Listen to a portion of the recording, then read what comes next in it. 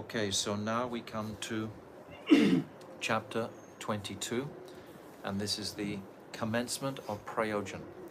So we see in this Dasmula how in the 13th chapter we understood the nature of Parama-tattva, the nature of Sri Hari, and it was given his 64 qualities just to dispel any misconception about the personal form of the Lord. With 64 qualities resonating in our consciousnesses, you can't pretend that he's without form. He's Nirvishesh Brahm.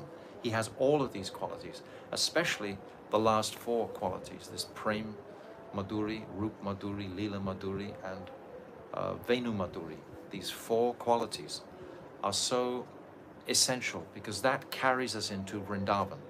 These four qualities are not in Narayan, but they're in Brajendrananda and Shyam Sundar.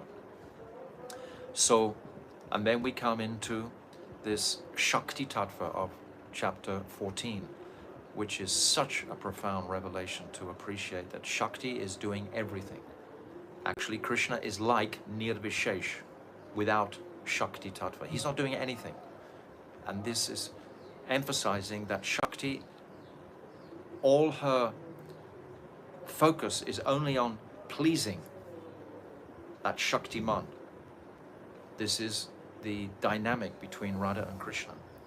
And to realize it scripturally, which this 14th chapter really opens out beautifully, is such a profound jewel for us to carry forward in, that Sri Radhika is the supreme manifester of everything, all the worlds. We say, Aham Sarvasya Prabhavo Matahar Sarvam Pravatante, that Krishna is the creator of all the material and spiritual worlds, but actually it's Radhika from her Swarup Shakti that is doing all of this. And then at the end of that 14th chapter, the beautiful question, Brajanath asks, well, what does Krishna do then? And then it's described that he is fully independent, and he has this Icha, what's it called? Freedom, complete freedom, and he has Icha Mayata, it's called, I just remember the name. Swara, Abhigya Swara. Swa Icha Mayat, just let me see. Icha, can't see so well, it's underlined. It is Swa Swatantrata. Swatantrata? And Swa Icha Maya. Swa Icha Mayata. Mayata, yes. So this Swatantrata and Swa Icha Mayata means freedom and free will. Free will. This is Krishna, independent. He has fully independent free will. That's what Krishna has. But Sri Radhika is doing all the manifestation of all the worlds. So this tattva is opened out in the 14th chapter. And then we come to three glorious chapters about the jiva. We have first of all Jaiva Dharma, then we have the jiva bound by Maya, then we have the jiva liberated from Maya. 3 chapters. And this is putting the sadhak fully into a holistic appreciation of the entirety of the map, so to speak, where we're going. This is what the Dasmula is giving us. It's giving us the roadmap completely. And then after the jiva has been discussed in detail, and why we're here, and why we're turning away from the Lord, etc., our tatastha nature, then this Abheda, Achintya Abheda Tattva in the 18th chapter is really discussed in detail, and that's a monumental step. That's like a reconciliation between the jiva and Krishna. How do we connect between the jivas being described and now the jivas wanting to serve the Lord, but what are the similarities that the jiva has with the Lord? How are we one and yet separate with the Lord? This Achintya Bheda Abheda Tattva. This is the sequence. And then we've got 3 glorious chapters on the Abhideya. And the first chapter, the 19th chapter, is the Shuddha Bhakti. What is the Shuddha Bhakti? What is that pure devotion? And then we have Anyabilasata Shunyam, Kleshagni, Shubhada. These verses are described in that 19th chapter. And then the 20th chapter, what is Vaidhi Sadhan Bhakti? What are the Angas of Bhakti? All of this is given. These are like very, very clearly see the current that Bhaktivinoda Thakur is bringing us along from this 13th chapter all the way to the 20th chapter. This Vaidhi Bhakti is described. And then what is beyond Vaidhi Bhakti is Raganuga Bhakti. Then this is described in the 21st chapter. Rag Marg itself is not really opened up in this chapter, but the direction of Rag Marg is opened up. What is the direction of that path? How to come to that path? And now, so we've had Shuddha Bhakti, we've had Vaidhi Bhakti, and we've had Ragamayi Bhakti. These 3 chapters on Abhideya. And now we're coming to the Prayojan. Now in this Prayojan, this is Bhav Bhakti. And my Gurudev has said so many times, we are capable in this lifetime to attain this point of Bhav. Prem we cannot achieve.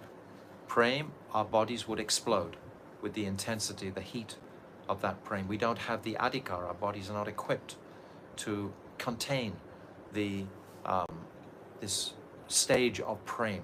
But Bhav Bhakti we can achieve, is within our grasp. So this Bhav Bhakti is going to be explained very clearly in this 22nd chapter. So this is basically where we've come to. We've come through in the step-by-step process. We've covered actually 8 ontological truths, 9 including the Praman at the beginning, that's the Amnaya, and now we're coming into the final, the Prayojan. And this is the last of the Prameyas. Actually, it's described as Nam Tattva is Prameya, but actually it's not really specifically the Prameya. It's actually outside of that. It's what is necessary to go forward in the Abhideya Tattva. So we need to have all these sequences very clear, and that'll give us a clear map, an indication of where we're going. And then there won't be any confusion. I may have all kinds of personal difficulties on the road, of course. Everyone will have their own Achilles heel, their confrontations, etc. But so long as we have our guiding lamp, so long as we see what are the acharyas explaining, where are they carrying us through? They're carrying us through Jiva Tattva, Shakti Tattva, Jiva Tattva, Abheda Bheda, and then these 3 chapters on Abhideya, and now Bhav Bhakti. And then once we have been through all of this, then Nam Tattva is going to solidify everything, and then we'll have a semblance of Adhikar to actually go to Puri, where the last 14 chapters are spoken, and hear directly about the Ragatmikas. So always understand one thing about this Bhav Bhakti is that the true emotion cannot really be experienced by the body. We mustn't become confused and think, oh, Bhav Bhakti is going to be like a liberated condition. Some people have the misconception that going back to Godhead means now I'm liberated from the material world. That's not what it means at all. Going back to Godhead and performing this Amal Prem Seva in the Kunjas of Vrindavan is not a liberated condition. It's way, way beyond that. So similarly, this Bhav Bhakti is not something to be experienced by the body. It's a transcendental experience. My Gurudev, he gives, I was listening today, I'll read you the exact. He says, transcendental taste doesn't come in this body. It is beyond this body. Transcendental taste doesn't come in this material conception of myself. It's beyond this body.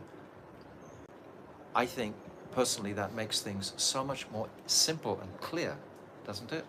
We're not anything to do with this bodily platform. All of our previous instructions about what is the distinction between matter and spirit, and trying to encourage us across to this introspective place of consciousness, and then realizing the Bhav Bhakti.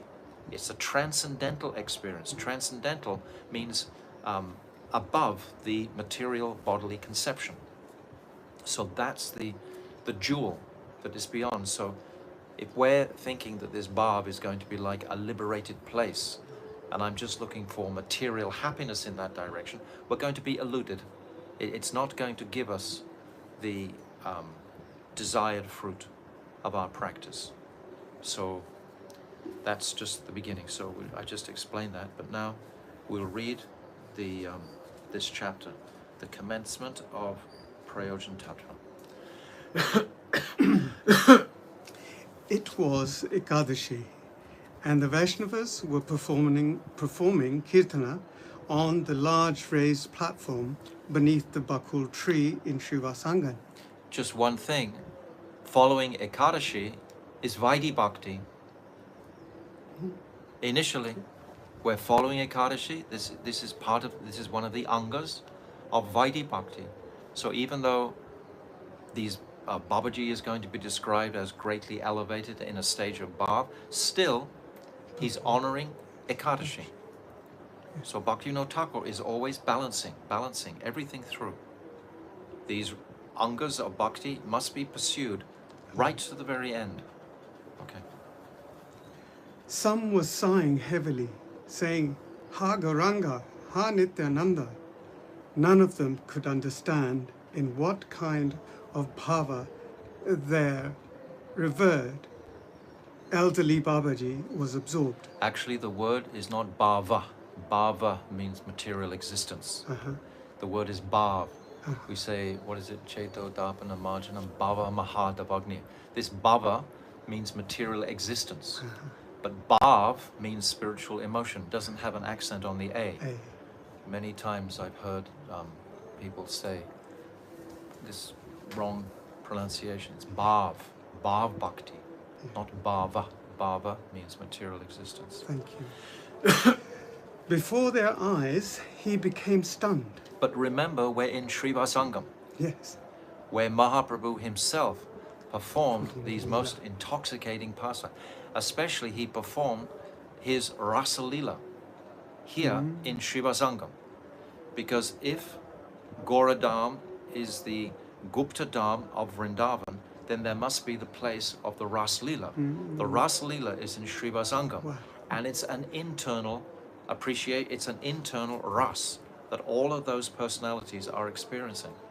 But that last year of Mahaprabhu's time in Navadvip were performed engaging in that Sankirtan ras. That Sankirtan ras is identical to the Ras Lila in Vrindavan. Because this is Goradam and Goradam is Gupta Dham. It has the same qualities as Vrindavan. So my Gurudev has explained like that. So they are now in Srivasangam, in this holy, sacred place. When these transcendental emotions are being exhibited, there's no doubt that they make an impression in the atmosphere for eternity, because they are eternal moods that they are expressing. They're connecting with the eternal reality. Just like the Yog Pit. It's an eternal birthplace of the Lord. And even for just a slightly sensitive person going to the Yog Pit, you can sense the mystical magic, we can say, of the place. When you bow your head, it's almost like electromagnetic feeling coming from the ground. It's direct. It makes an impression. It does. Doesn't it? Have you experienced? No. Next By time all you means, say please. next time you offer your Dhamnavats in front of the glorious Thakurjis there in the Yog Pit in particular, put your head deep on the ground and see what you can tangibly, materially even sense. What to speak of if someone is somewhat emotionally advanced in their devotion. These moods. Bhaktivinoda Thakur, why is he being so familiar with us? Many times he's revealing just directly these spiritual emotions. They're not something sort of like dreamlike. They are the reality that is awaiting for us to appreciate and realize. They are there, they're tangible. So Bhaktivinoda Thakur is making it accessible by these types of descriptions. He's not exaggerating in any way. These are, I saw with my Gurudev in the very early days of 94, 95, 96 on the parikrams. And there would be many older senior Vaishnavas with us. And always they would be weeping and weeping and weeping. Copious weepings.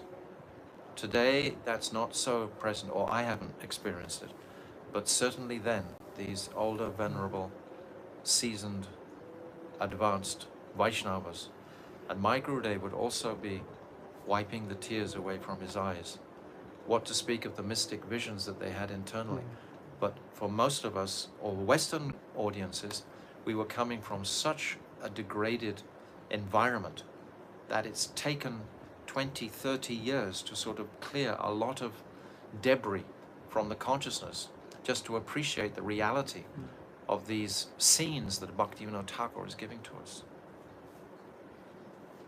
Just start from the beginning. It was Ekadashi.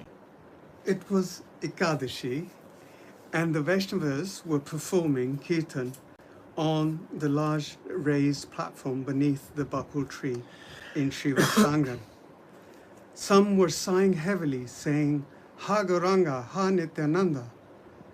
None of them could understand in what kind of bhav their revered elderly Babaji was absorbed. Before their eyes, he became stunned. Then after some time, he burst into tears, crying, Woe is me! Alas! Where is my Rupa? Where is my Sanatan? Where is my Dasa Goswami? Where is my Krishna Das Kaviraj, the dearmost brother of my heart? Where have they gone? This is the mood of bhav, that perhaps we have a spurti, and then that spurti disappears. It's described there's 3 stages. There's antardesh, antarbhaya, and bhayadesh. These stages, there's internal and half, and then there's fully external. So Mahaprabhu would exhibit all of these different stages in Puri.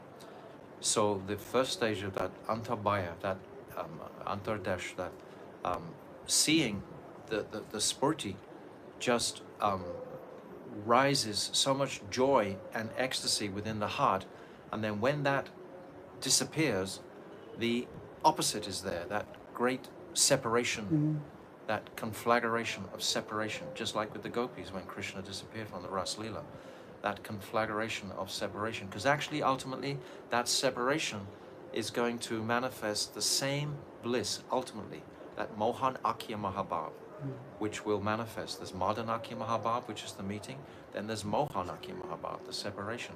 And I described last time that ultimately they both have these blazing Sattvika bhavs in both Madan and Mohan.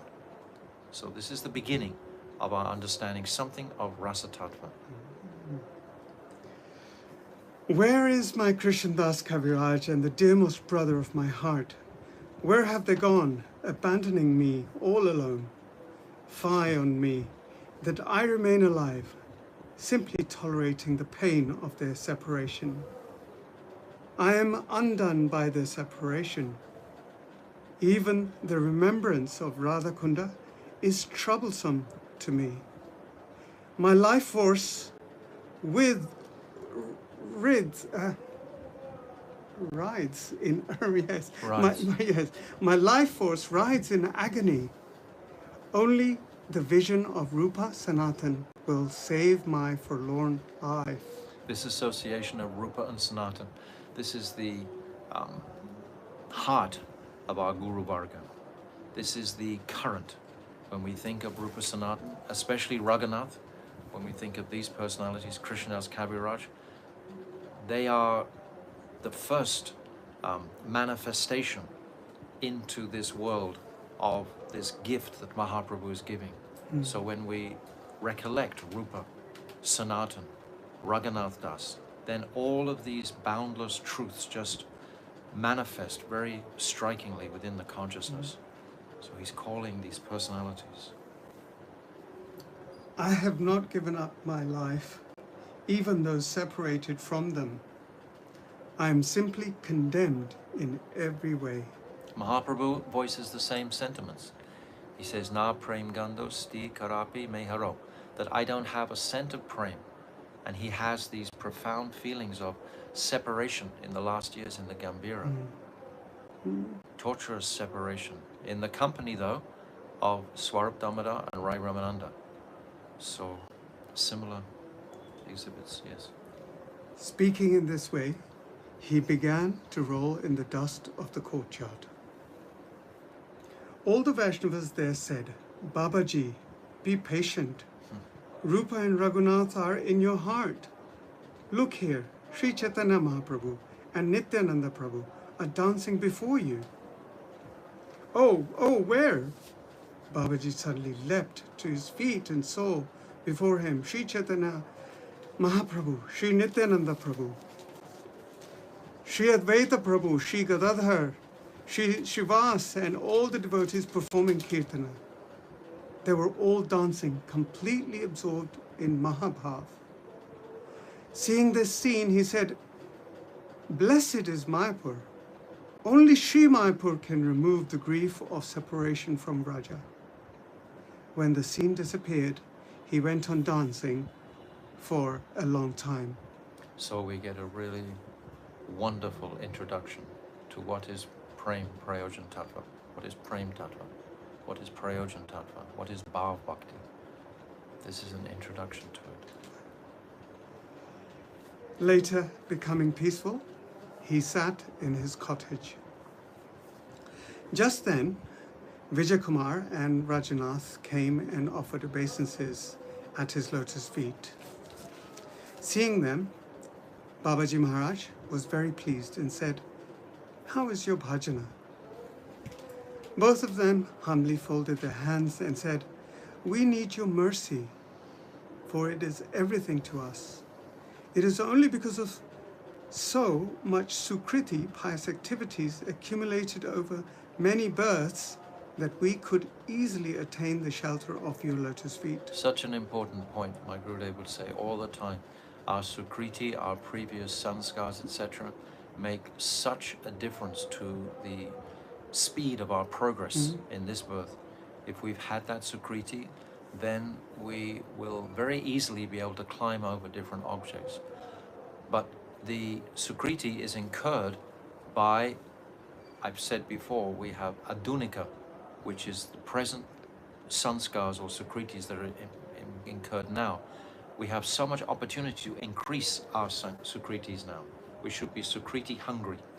If we come to the holy Dharma, we carefully go to all the different holy places, we cry out sincerely for their kripa. This is going to give us so much impressions on the screen of the heart, which will carry us forward. And then we have our historic impressions. That's prachana. Prachana is the ancient sanskars that we're carrying through. So Rajanath and Vijay Kumar are commenting that they have, because they are aware that they've been born in the holy Dham. They are aware that they've been born practically next to the yoga pit. So this, they know already that we must have good sukriti to have had this birth. So they're appreciating that. Since it is Ekadashi today, with your permission, we will observe Nirjala fasting. We have come to take your darshan.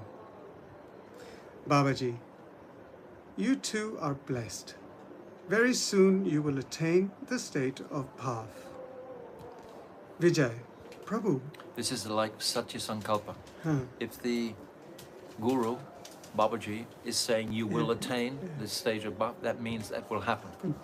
So Bhaktivinoda Thakur is giving us these two exemplary students or bhaktas, Vijay Kumar and Brajanath, to demonstrate the like the perfection of this path, how it can be perfected. Vijay, Prabhu, what is the state of Bhav? So far, you have not told us anything about this.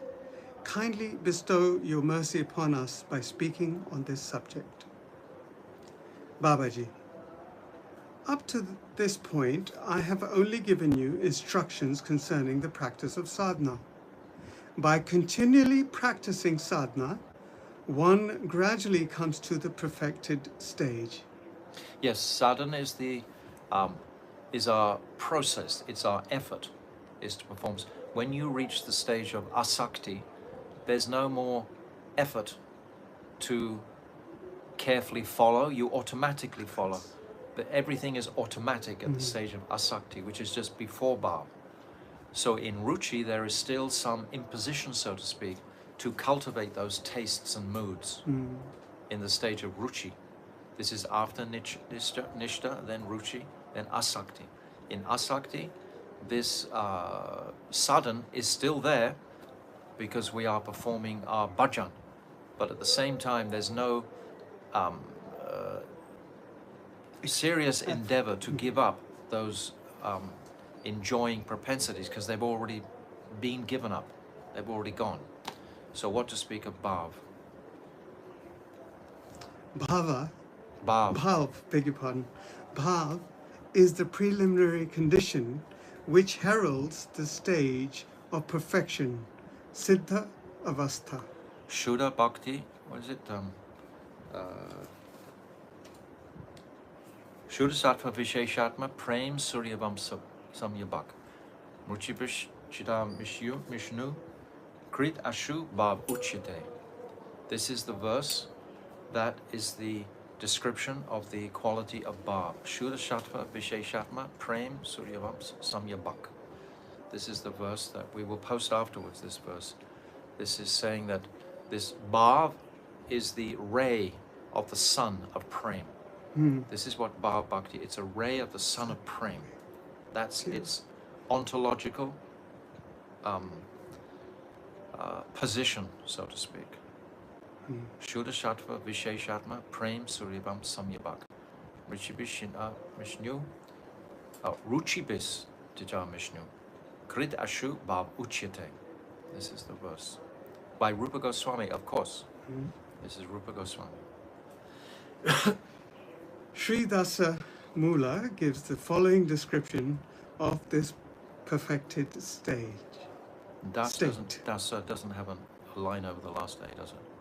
No, so it's Das. Yes. Das Mula gives the following As we description. move along, when we're reading in the company of devotees, we can remember from the very beginning of our practice, in the back of the Bhagavad Gita, on every single Bhagavatam, there's the description of the how to pronounce the word. And if it's got a line over an A, it means it's a long A, like we say Brahma. And if it's Brahm, it's completely different. Brahma is a person, whereas Brahm is the entire cosmic manifestation. So as we move along, it's helpful to try to have a look at actually. It's like a silent tape. Yes, yes. Unless it's got an X. Yes, it's demonstrating the sound vibration. Das Mula, yes. Now comes the difficult bit. Okay. No, The long Sanskrit no shloka. problem. You can do it easily. Just loud. Swarupa vasthane madhura rasa bhavodaya iha vraje radha krishna swajana jana bhavam hridi vahan pranande pritim jagad atula sampat sukham aho vilasakhe tattva parama paricharyam sa labhate. Dasamula 10a. Das Mula. Oh gosh, Beautiful. I'm so Well sorry. done. I'm trying. Well done. You're doing good. Doing good. Very good.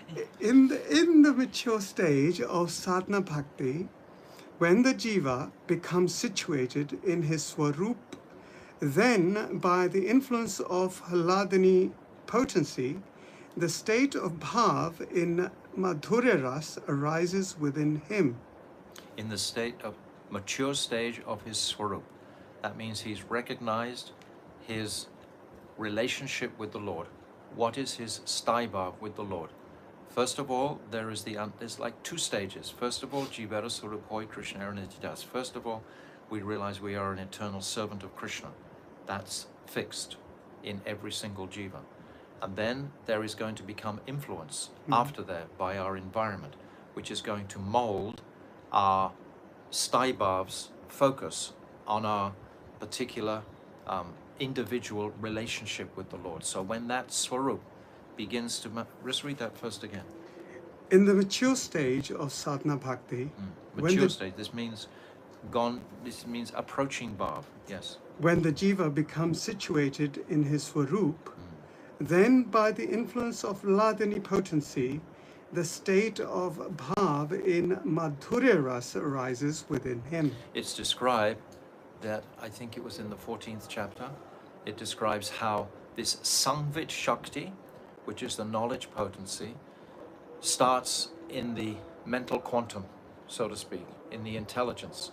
We realize it, and then it comes through realization into the heart, where it mixes with the Hladini Shakti, and then realization takes place. But that's the sequence, coming from the Sangvit, mixing with the Hladini. We're on the platform of the Sandini, the platform of existence. And so that's the three, Sat, Chit, Ananda. And the Chit is the knowledge potency coming in, and then it becomes realized when it mixes with the Hladini. All three have to be there.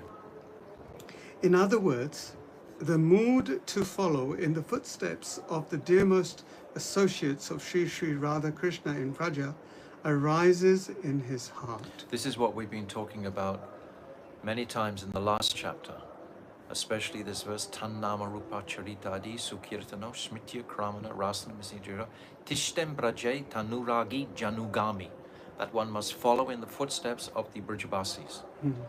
So that can mean Mother Yashoda, Nanda Baba. We went through what is Sambandha Nuga, what is Karma Nuga. We went through these two divisions very clearly in the last chapter.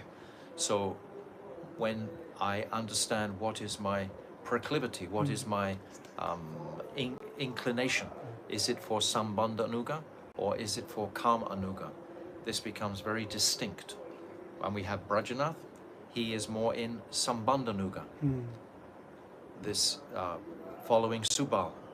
And Vijay Kumar, he's in Kamanuga. He's following Lalita Saki. So the two propositions Bhaktivinoda Thakur is including here. He's not isolating it. This is a very holistic presentation by Bhaktivinoda Thakur. This is to include the entire world. As our reading develops, if we're more inclined, just if we realize our nature is inclined towards Madhurya Bhav, or Kamanuga, or Shringara Ras, then we will start to read more of those directions from Rupa Goswami, from Sanatana Goswami, from Jiva Goswami, like this. We will start to absorb ourselves in those teachings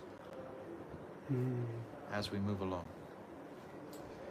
Gradually, he obtains happiness and prosperity that is unsurpassed in this world, in the form of the supreme service of Paramananda Tattva. Paramananda, yes. Paramananda Tattva. Paramananda. Paramananda He's Tattva. got these longs. Yes.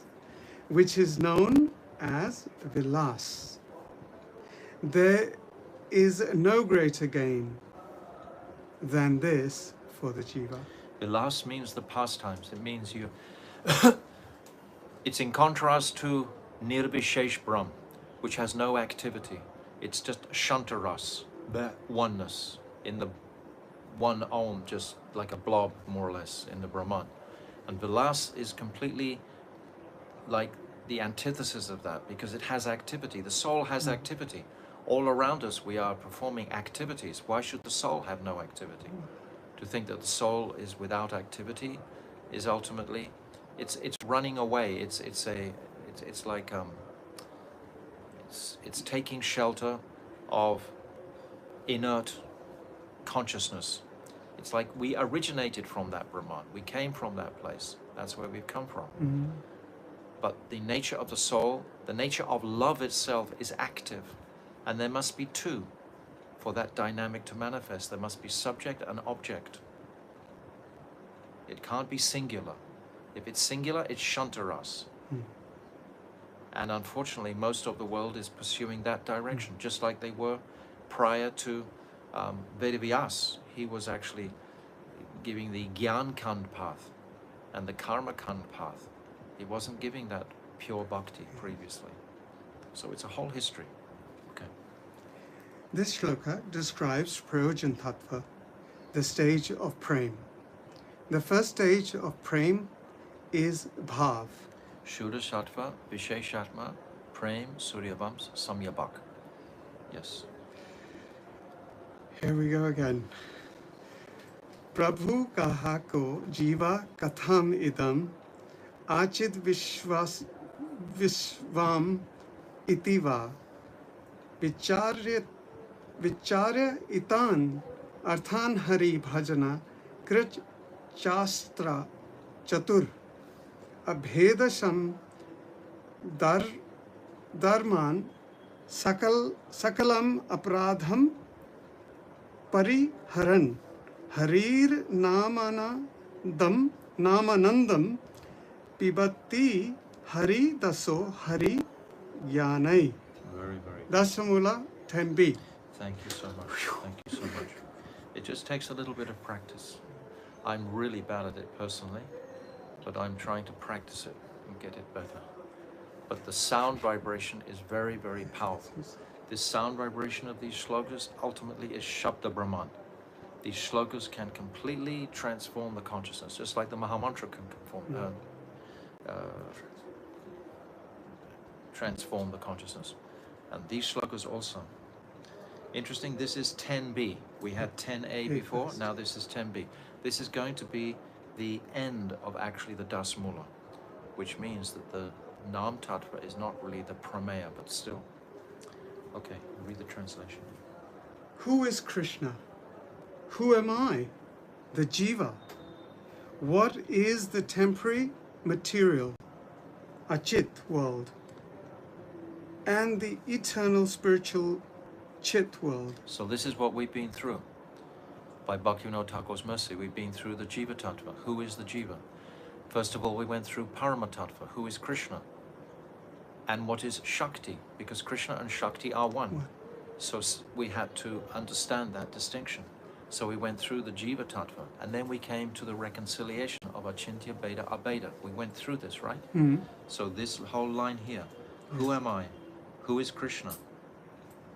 What is the nature of this temporary material world? And what is the eternal spiritual Chit world? So this has already been, the groundwork has already been done. Mm-hmm. That's why we have some qualification to hear now this topic of Bhava Bhakti.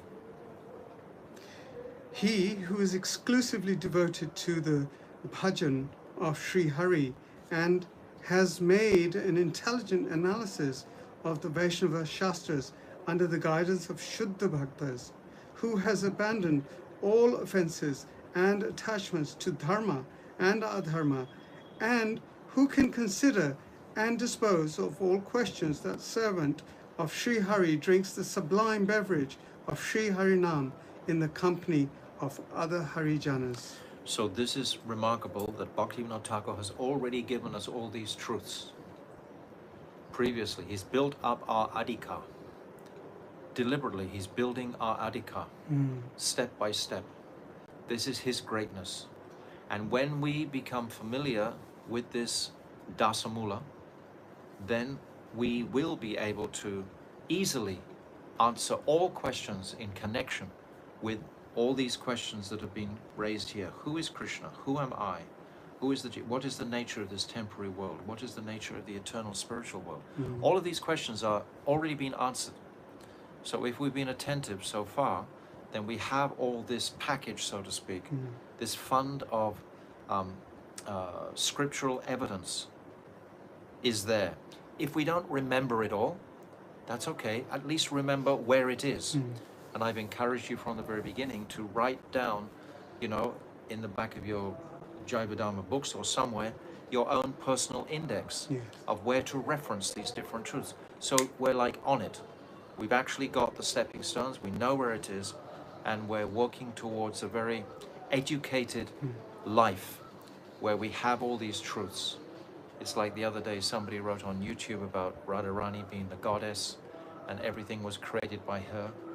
This is not Tattva Siddhanta at all. This is completely, it's something else. It's imagination. Because this is Tattva. This is according to, and Bhaktivinoda Thakur has made such an effort to include all Praman, all connection with Srimad Bhagavatam, Upanishads, everything is here. So we'll stop in a minute. We'll just read to the end to Vijay's question.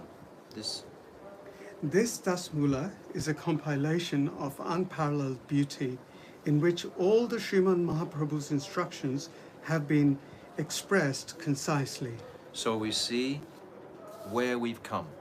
I think today, because I went through those first chapters up to here, Yes. we can see where we've come. It's very rational, it's very step by step, it's very simplistic in one sense. So these are all the instructions of Mahaprabhu.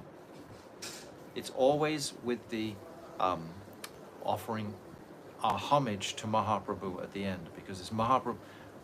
It's saying in the Falshruti, in the last four verses, that we want to have that Abhiman as a Rupa Nuga, a follower of Rupa Goswami. You remember that verse in the Yes, in the Falshruti, no? in the Falshruti? Rupa Nuga Abhiman Pate Trita Hoy. This faithfully reading Jaiva Dharma with such Will surely strengthen. strengthen one's Abhiman as a Rupa Nuga follower of Rupa Goswami. So everything is here. Everything is here, and we're culminating in this Bhav Bhakti right now. So it's astonishing gift of Srila Bhaktivinoda Thakur. We are very, very fortunate to be studying it together like this.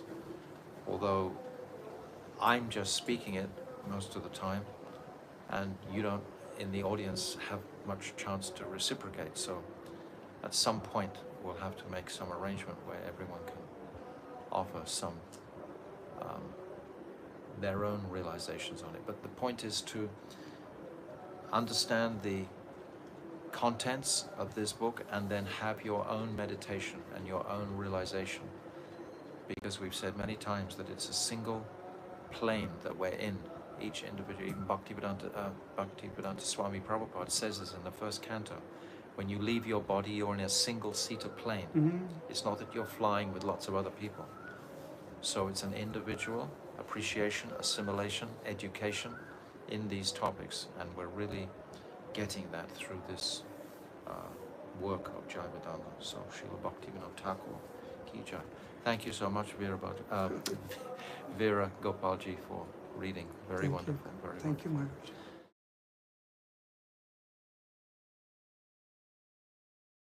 So now we're coming to our chapter 22, and I'd just like to refresh briefly. You can just read through, please, the translations of both of these dasamulas, just the translation. 10A and 10B. Yes, huh? please. Yeah.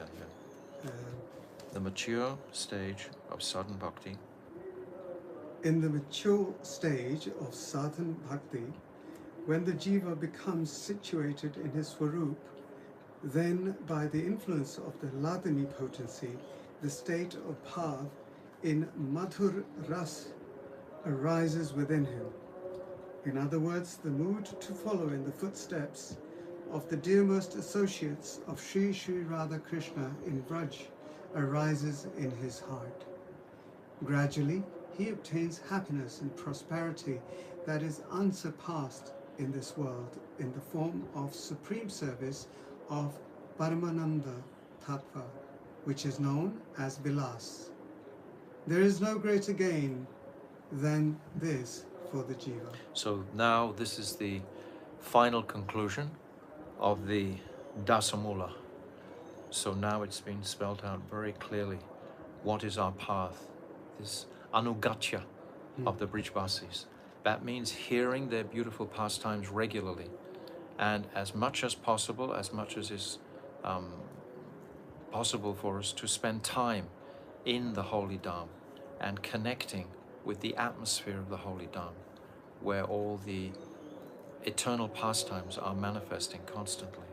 So this is very important also. Now just read the second 10b. Who is Krishna? Who am I, the jiva? These questions will arise in a very prominent way. They've already arisen to some degree, but with our maturity, they will arise with an even stronger clarity and questioning. Who am I? Therefore, each time we're appreciating that, then this material identity must be reducing, because we know, according to tattva, that I am a spirit soul within this temporary material body, which is going to die. It's going to become diseased, and it's going to be thrown on the fire or put in the ground for worms, etc. We've known, as long as we've been practicing Krishna consciousness, that this is going to be the end result for this material body. So the sensitive soul wants to connect with that which is eternal. So each time we're reading this, we're going to have a higher appreciation of my own singular identity in connection with Braj. Okay. What is this temporary? What is this temporary material, Achit world, and the eternal spiritual, Chit world? He who is exclusively devoted to the bhajan of Sri Hari and has made an intelligent analysis of the Vaishnava Shastras under the guidance of Shuddha Bhaktas, who has abandoned all offences and attachment to dharma and adharma, and who can consider and dispose of all questions, that servant of Sri Hari drinks the sublime beverage of Sri Hari Nam in the company of other Harijans. How beautiful. Both of these conclusions to the Dasmula. We want to absorb them many times to get fresher and fresher appreciations of them. Okay, so now we come to Vijay. I would like to hear, you can start there. Vijay, I would like to hear the exalted position of Dasmula in brief. So this Dasmula is manifested from Bhaktivinoda Thakur, just like this Jaiva Dharma has manifested from Bhaktivinoda Thakur. Right where we're sitting, in fact, it manifested. And it manifested within a 2-month period. It was just all crystal clear. In other words, Bhaktivinoda Thakur channeled this divine scripture. It's an eternal scripture. It's not some novel or treatise or document that Bhaktivinoda Thakur just happened to write. It was already in the ether, and he brought it into this realm. And the glorification, the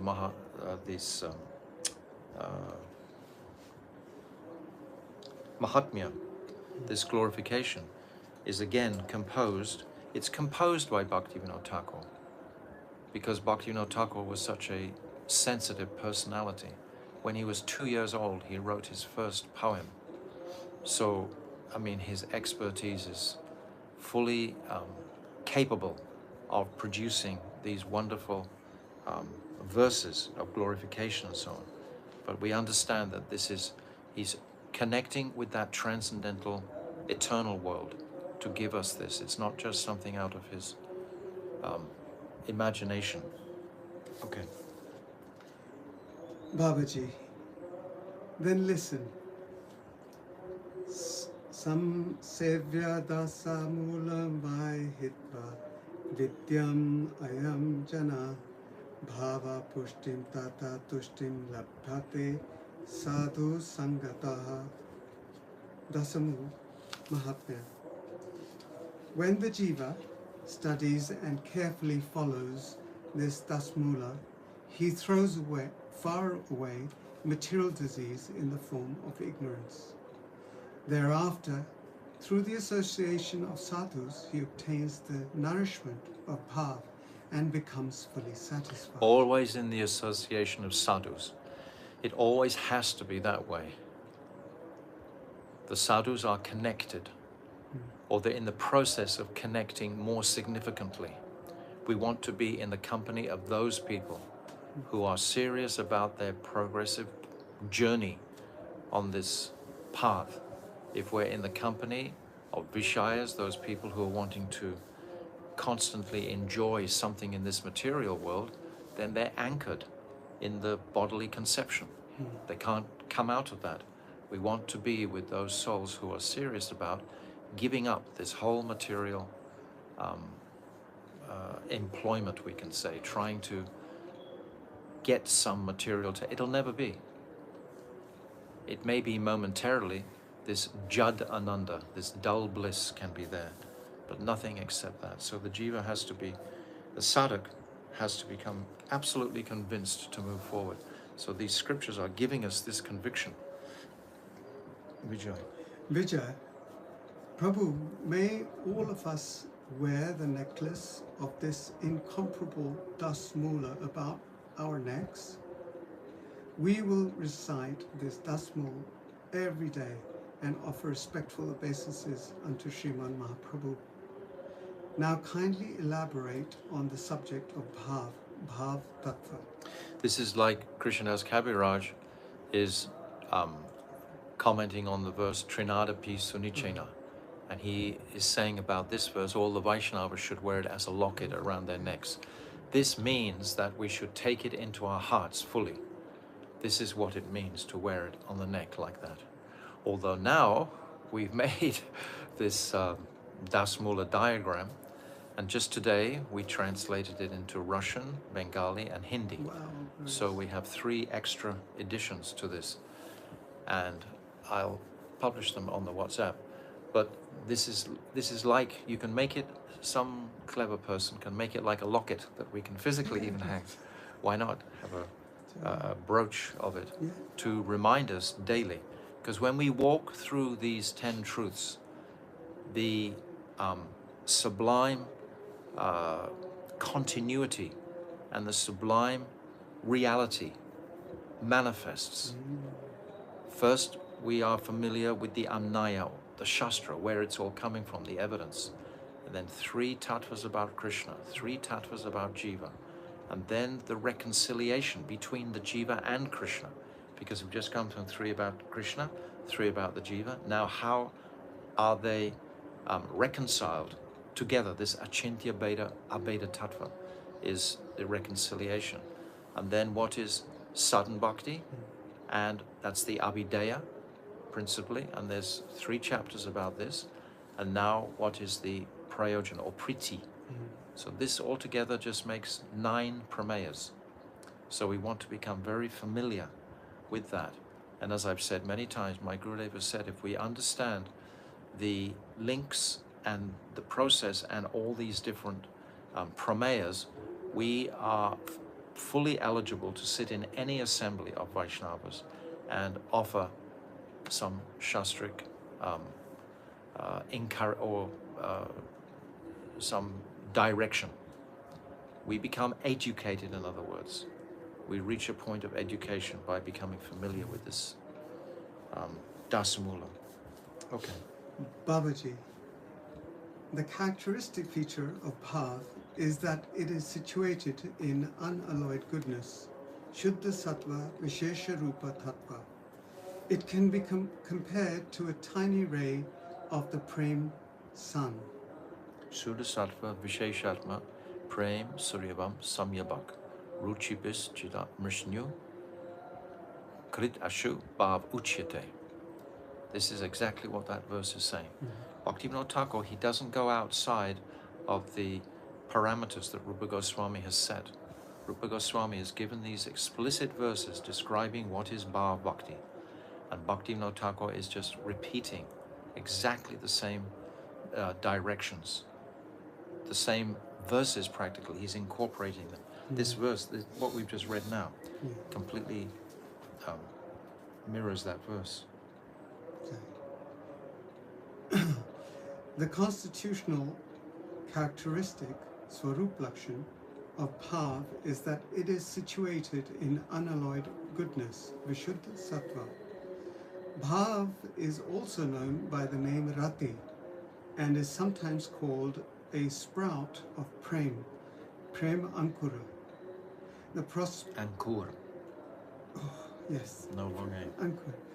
The propensity for divine knowledge, Samvit Vritti, is an aspect of the all-enlightening internal potency, Swarup Shakti, and is the state of unalloyed goodness, Shuddha Sattva, having no connection with Maya. When this Samvit Vritti combines with the propensity for unalloyed bliss, Haladni Vritti, the essential aspect of that combination is called bhav. We've described this many times, how the Samvit Vritti is the cognitive faculty. We hear these truths, we read these truths, we become educated. We're sitting on the Sandini platform, which is existence. We said this yesterday. So this Sandini platform is the existence, and then knowledge comes in the cognitive faculty. And then when the knowledge comes into the heart region, it mixes with the Hladini Shakti, and realization is manifested. That's the simple process. And that's what he's just described here. One obtains knowledge of an object, vastu. We by- read about Vastu in the first chapter. Yes. Very important. Not a lightweight topic.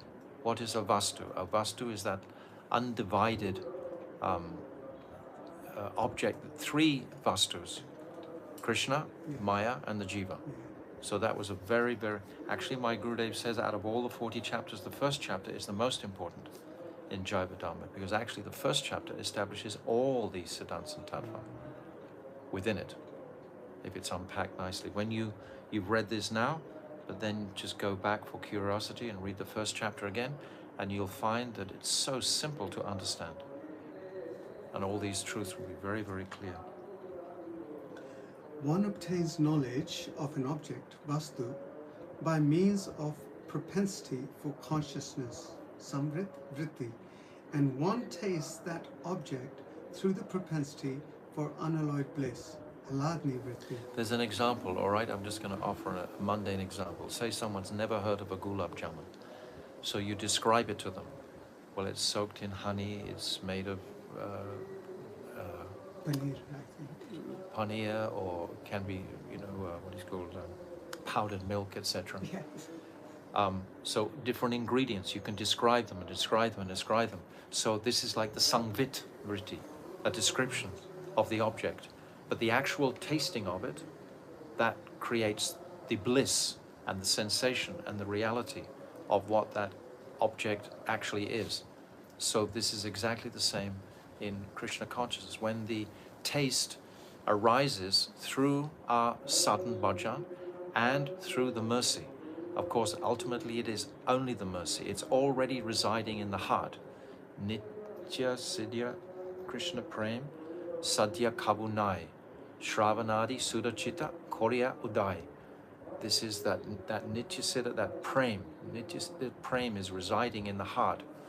Automatically it's there, but when it gets in connection with the sadhu, it wakes up, and then it manifests, and it appears. It doesn't manifest from our sadhan, in fact, because it's already there. Bhaktya sanjataye bhaktya. Bhakti manifests from Bhakti Devi herself. It's there herself in its dormant potential within all of us. It's not something that's gained from another source. This verse also, Kriti Sadhya Bhavat Sadhya Bhav Sasaranabhida Nitya Siddhyasya Bhavasya Prakatamriti Sadhyate. This potential. It's very encouraging for us to appreciate that. It's already within us. So why wouldn't the sadhak become very enthusiastic to manifest this dormant bhav? Krishna is the supreme object, and his swarup can only be known through the all-enlightening propensity of swarup shakti, and not by mental faculty of the marginal jivas. Just describe that, yeah.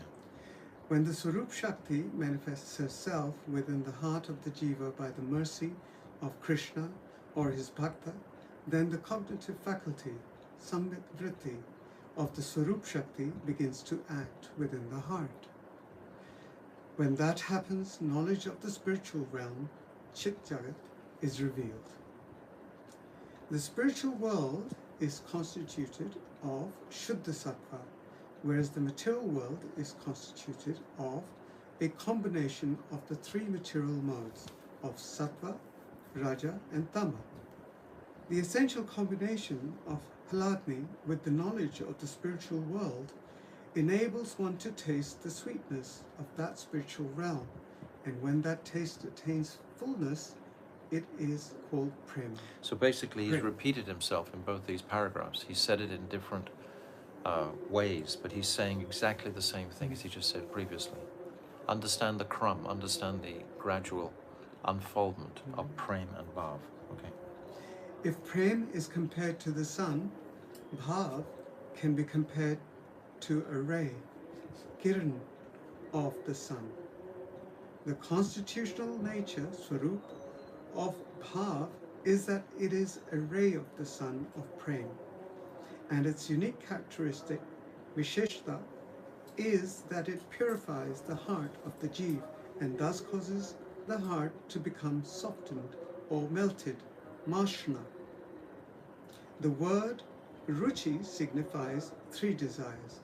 These are the desire to attain the service of Radha and Krishna, prapti abhilasha. These desires are in a progressive stages. It's 1, 2, 3. Right. So these are 1, the desire to attain the service of Radha and Krishna, prapti abhilash. 2nd, the desire to do that which is favorable for Krishna's pleasure, anukulya abhilasha. Abhilas means the desire. We have, what's that? Anyabhilas, having no desire. So this abhilas means desire. Anukul abhilas, what is favorable. You see the gradation. First of all, the desire to attain service to Radha Krishna. Then the desire to attain favorable service for Krishna's pleasure. So now it's an upgrade. And now the 3rd? And the 3rd, the desire to serve Krishna with love and affection. Sohrita abhilas. Sukhard. Suhard abhilash. Yes. So this is the 3rd consideration or aspiration of the jiva. First of all, we're serving. It may go in gradations in our own bhajan. Perhaps first of all, we're serving in a focused way towards Radha and Krishna. And then as we become more familiar with the moods of Radha and Krishna through the sangvit, riti of our study, etc., then we want to perform more favorable service. And then finally, in a final mood, we want to become friendly with Krishna. Then it becomes very dynamic. So these 3 stages are there. Bhav can be described as the first glimpse of prem. The word mashrana means softness and melting of the heart. Bhav has been described in the Tantra as the preliminary stage of prem, and when it arises, horripilation and other transformations of ecstasy, sattvika vikara, are manifested slightly. However, the state of bhav is self-established, swata siddha, in the nitya siddha bhaktas. However, the state of bhav is self-established, swata siddha, in the nitya siddha bhaktas, which means that the shuddha sattva is eternally present in them. So there is no question of it becoming manifest in them. Yes, the nitya siddhas, they have, it's already there. So there's no sudden. We are called sadhana siddha. We are in the process of again revealing what is in the heart, because it's become covered by this mayic covering that we ourselves have chosen to embrace. Always, we've said from the very beginning that we are the ones with the key for this. We are the ones with the keys to our entanglement in Maya. It is for us to actually disentangle. That decision has to come in the heart of the practitioner. In the Baddha Jiva, this state of bhav first manifests in the mental faculties, manovritti, and then becomes identified, swarupata, with them. Therefore, although bhav is self-manifest, swayam prakash, it appears that it did not exist previously, and that its manifestation was brought about by something else, prakasya. Prakasya. The natural function of the bhav is to reveal the intrinsic identity, swarup of Krishna, and his sweet pastimes. That last sentence is beautiful. The natural function of bhav is to reveal intrinsic the intrinsic identity, swarup of Krishna and his sweet pastimes. Bhava mani. All of this, what we're just reading in this paragraph, is practically again a repeat of the last two paragraphs. Yes. He's saying it again and again because it's a very subtle point. Yes. Bhaktivinoda Thakur's brilliance in emphasizing this point. Yes. Bhav manifests in the mental faculties, manovritti, yet it appears to have been manifested by some other faculty of knowledge. In reality, the nature, swarup of rati, is self-tasting, swayam aswadana swarupa. In other words, we're tasting that bhav within us. Yeah. And that bhav is the tasting the sweetness of service to Krishna. In other words, it is itself the object of taste and enjoyment for the bhakta. And yet, at the same time, it becomes the cause of the Baddha Jiva relishing Krishna and his Leela. So both. Because how can Krishna have a relishable relationship with the sadhak unless the sadhak himself is feeling relishable also? If the sadhak himself is experiencing anand, then the relationship with Krishna is going to be very blissful for both parties. If we're in a morose state of consciousness, how can that be attractive for Krishna? It won't be. So this blissful state that arises with the mood, with the realization of bhav. But one thing we should appreciate is that this bhav, you can actually be distracted even from the stage of bhav. We know the example of Jad Bharat, or Bharat Maharaj. He was meditating in Fulara Ashram on the Mandakini, and he was worshipping Lord Narayan in the sun. It's described, Bhaskara. And it's described how he was haripulating and tears were coming from his eyes. He was experiencing symptoms of bhav bhakti, and yet he fell down from that state because of lack of association principally. He was on his own, isolated, and had no direction. But he was also practicing Vaidhi Bhakti because Bharat Maharaj is considered like a Jnani Bhakta in the sense that he is full of Aishwarya and reverence towards the Lord. It wasn't the spontaneous direct attraction to Krishna in Braj. Practically this was unheard of prior to Mahaprabhu. So that's just a point. Okay. Rajnath, how many types of bhav are there? Babaji, there are two types of bhav arising from two different causes. The first is bhav that has arisen as a result of ardent spiritual practice, sadhana, abhinivesh, jabhav. And the second is bhav that has arisen due to Krishna's mercy or the mercy of Krishna's bhakta, prasadaja bhav.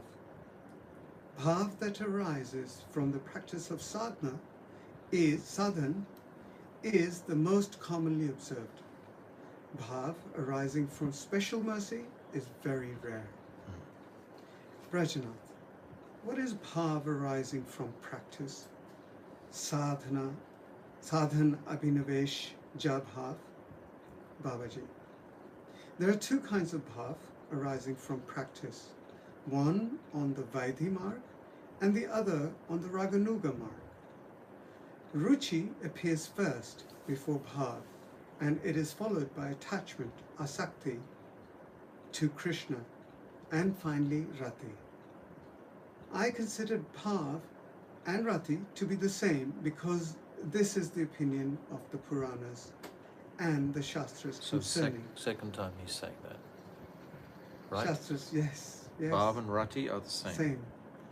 I consider bhav and rati to be the same because this is the opinion of the Puranas and the Shastras concerning the performance of dramatic arts, Natya Shastras. In the case of bhav arising from Vaidhi sadhana, Shraddha comes first and then gives rise to Nishtha, which in turn develops into Ruchi. However, In the case of bhav arising from raganuga sadhan, ruchi is produced immediately. Yes, that spontaneous attraction can't be there without that taste. The taste has to be there to inspire the spontaneity of attraction. It's quite simple. Whereas in the Vaidhi Marg, the ruchi, so to speak, is just my hard endeavor. It's the practice, the austerity, etc. There's some taste in that. That's why so many practitioners perform various types of vairagya and austerities. And there's some type of taste in that itself. It's not really connecting with the object of the taste. It's quite a selfish taste, ultimately. But it will be manifest if it's guided, like in the case of Jat Bharat, towards the direction of Lord Narayan. This will be Vaidhi Bhakti. So this Vaidhi Bhakti can also, is there in Bhav. Bhav will also be a result of Vaidhi Bhakti. But that's not so powerful or so strong. This is not what Mahaprabhu has come to give. But we should understand the whole picture. Bhaktivinoda Thakur is giving us the whole picture here. That from Vaidhi Bhakti, ardent sadhan, we can achieve the stage of Bhav in Vaidhi Bhakti. Okay. Rajnath, what is bhav arising from the mercy of Krishna or his bhakta? Prasad ja bhav. Babaji, bhav arising from the mercy of Krishna or his bhakta, prasad ja bhav, is bhav that occurs spontaneously without the performance of any kind of sadhan. Rajanath, please explain this further. Babaji, Krishna's mercy is bestowed in three ways. The first, by words, vachika. Second, by granting vision, alokadan. And the third, by grace manifest in the heart, hridaya. Suppose that Krishna bestows his mercy upon some brahmana by saying, O best of the twice born, may supremely auspicious, blissful, and uninterrupted bhakti arise within you. Simply by such words, vachika prasiddha ja bhav arises within the heart. The rishis residing in the forest had never previously seen Krishna, but when they attained his darshan, bhav arose within their hearts. Such is the power of Krishna's mercy. This is an example of bhav arising due to Krishna's granting his vision, aloka dan. Just like Mahaprabhu wandering in South India for 2.5 years, chanting, his arms held high in the air, singing, his golden form just inspiring bhav within so many of the residents. Hundreds and thousands of people would follow him and become intoxicated with the mood of bhav by Mahaprabhu's direct mercy. Bhav that arises within the heart due to mercy is called harda bhav, and this is observed in the life history of Sukadev Goswami and other bhaktas. When Sri Krishna descended as Sri Chaitanya Mahaprabhu, there were many instances of these three kinds of bhav arising from his mercy. One cannot count the number of people who were filled with bhav when they saw Sriman Mahaprabhu. Jagai and Madai are examples of those who obtained bhav because of the Lord's words, and Jaiva Goswami obtained bhav from within his heart, harda bhav, by Sri Gauranga's mercy. Beautiful. Rajanath, what is bhav arising from the mercy of bhakta? Babaji, Dhruva and Prahlad obtained bhav for Bhagwan by Narada Muni's mercy, and bhava bhakti arose in the hearts of innumerable people by the mercy of Sri Rupa, Sanatan and other associates, prasad of Krishna. Vijay, what are the symptoms of the appearance of bhav? Babaji, the following characteristics begin to manifest in the sadhaka when bhava appears. So this Bhava is appears. basically now what most of the heart of this chapter is going to be about. What are the symptoms of bhava? We need to be fully clear on these symptoms. Okay. The first, shanti, tolerance. Second, avyartha kalatva, concern that time should not be wasted. Virakti, detachment. Mana, sunyata, freedom from pride. Asha bandha, bound by hope. Utkantha, deep longing. Namagane sadaruchi, taste to always chant Sri Harinam. Asaktis tad gunyakhyane, attraction for hearing about Sri Hari's transcendental qualities, and tad vasti sthale priti, affection for the places of Krishna's pastimes. So there's a very beautiful verse that if we become serious, we'll try to learn this verse. Shantiya, this verse. And now, Bhaktivinoda Thakur, he's going to unpack all of these descriptions. Vijay, what is Shanti? Tolerance.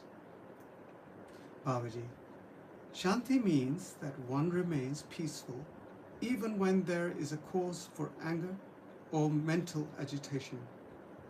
Shanti may also be called Shama. Vijay, what is avyartha kalatva? Concern that time should not be wasted. Babaji, avyartha kalatva means that one does not let a moment pass in vain and thus is incessantly engaged in Hari Bhajan. Vijay. This is such an important one. Yes. To try to catch up, because when taste arises, you don't want to leave that taste. It's too exquisite to appreciate. Vijay, please explain the meaning of virakti, detachment. Babaji, virakti is disinterest in sense gratification. Simple. Vijay, can those who have taken Vesha, renounced order, sannyas Vesha or Babaji Vesha, assert that they are detached? Babaji, Vesh is a matter of social etiquette. When bhav appears within the heart, ruchi for the spiritual world becomes very strong, and taste for the material world gradually diminishes. Finally, when bhav fully manifests, taste for the mundane world becomes practically nil, shunya praya. This is called detachment, virakti. A detached Vaishnava is one who has attained virakti and then takes Vaishnava Vesha to diminish his necessities. However, the Shastras do not sanction taking Vesh prior to the appearance of bhav. That is not real Vesh at all. Sriman Mahaprabhu taught this lesson to the whole world when he punished Chota Haridas. My Gurudev explains this, and Bhaktivedanta Swami Prabhupada explains the same thing, that the merciful acharyas, they give this Vesh according to time, place, and when it's necessary. And it's described like on a battlefield. Sometimes the officers get shot, so a rank and file soldier will have to be put in the place of the officer to carry on. And by the mercy of the other officers, that rank and file soldier will very quickly get the qualities of the other officers. He gets an opportunity to run forward very strongly. So a Sadguru can empower that. He can do like that and give that personality the opportunity to go forward. So in that case, many of the sannyasis we see from Bhaktivedanta Swami Prabhupada, they actually fell afterwards. They lost their strength. So this was indicating that initially this strength was only given by Bhaktivedanta Swami Srila Prabhupada, but they couldn't maintain because they hadn't practiced sufficiently. Vijay, what is man sunyata, freedom from pride? Babaji, pride, abhiman, arises when one identifies with one's wealth, strength, beauty, high position, high caste, good family, lineage, etc. Mana sunyata means being free from pride in spite of possessing such material qualification. Padma Puran gives an excellent example of mana shunyata. There was a wise emperor who ruled all other prominent kings. However, when by good fortune Krishna Bhakti arose within his heart, he gave up his opulence and his pride in being the emperor and maintained his life by begging in the cities of his enemies. He offered respects to all, regardless of whether they were brahmanas or enemies. Vijay. That was Harishchandra, the beautiful pastime. of that. Vijay, what is Asha Bandha, the bondage of hope? Babaji. Asha Bandha means to engage the mind in bhajan, bound by the unswerving faith that Krishna will certainly bestow his mercy upon me. This is beautiful. Asha Bandha. Vijay, what is utkantha, deep longing? Babaji, utkantha is extreme greed to obtain one's heart's desire. Vijay, what is Namakirtana Ruchi, taste for chanting Sri Hari Nam? Babaji, Ruchi in Nam Kirtan means incessant engagement in Hari Nam with the faith, Vishwas, that Sri Nam Bhajan is the highest of all the many types of bhajan. Ruchi for Nam Kirtan is the key to attaining supreme auspiciousness. Another day I will explain the truth regarding Sri Harinam. Vijay, what is asaktis tad gunakhyane, attachment to the descriptions of the transcendental qualities of Krishna? Babaji, it is said in Krishna Karnamrita, Madhuryad api madhuram man matahata tasya kim api kaishoram chapalyad api chapalam cheto bata harati hanta kim kurma. Sri Krishna, as the transcendental Cupid, man mataha, is sweeter than the most sweet, and his adolescence is more restless than the most restless thing. The qualities of that transcendental Cupid, which defy description, are stealing my mind. Alas, what shall I do now? No matter how much one hears about Sri Krishna's qualities, one never becomes satiated. The attachment to hearing goes on, increasing incessantly, and one never stops wishing to hear more and more. We have the beautiful verse of Rupa Goswami, Tande Devashane, this beautiful verse saying that he wishes he had 1,000,000 ears to hear the holy name, and 1,000,000 eyes. Tande, let me just find that verse. Tande.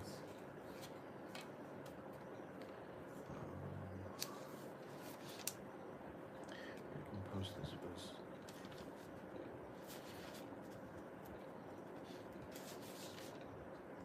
You see, everything is being gifted by Rupa Goswami.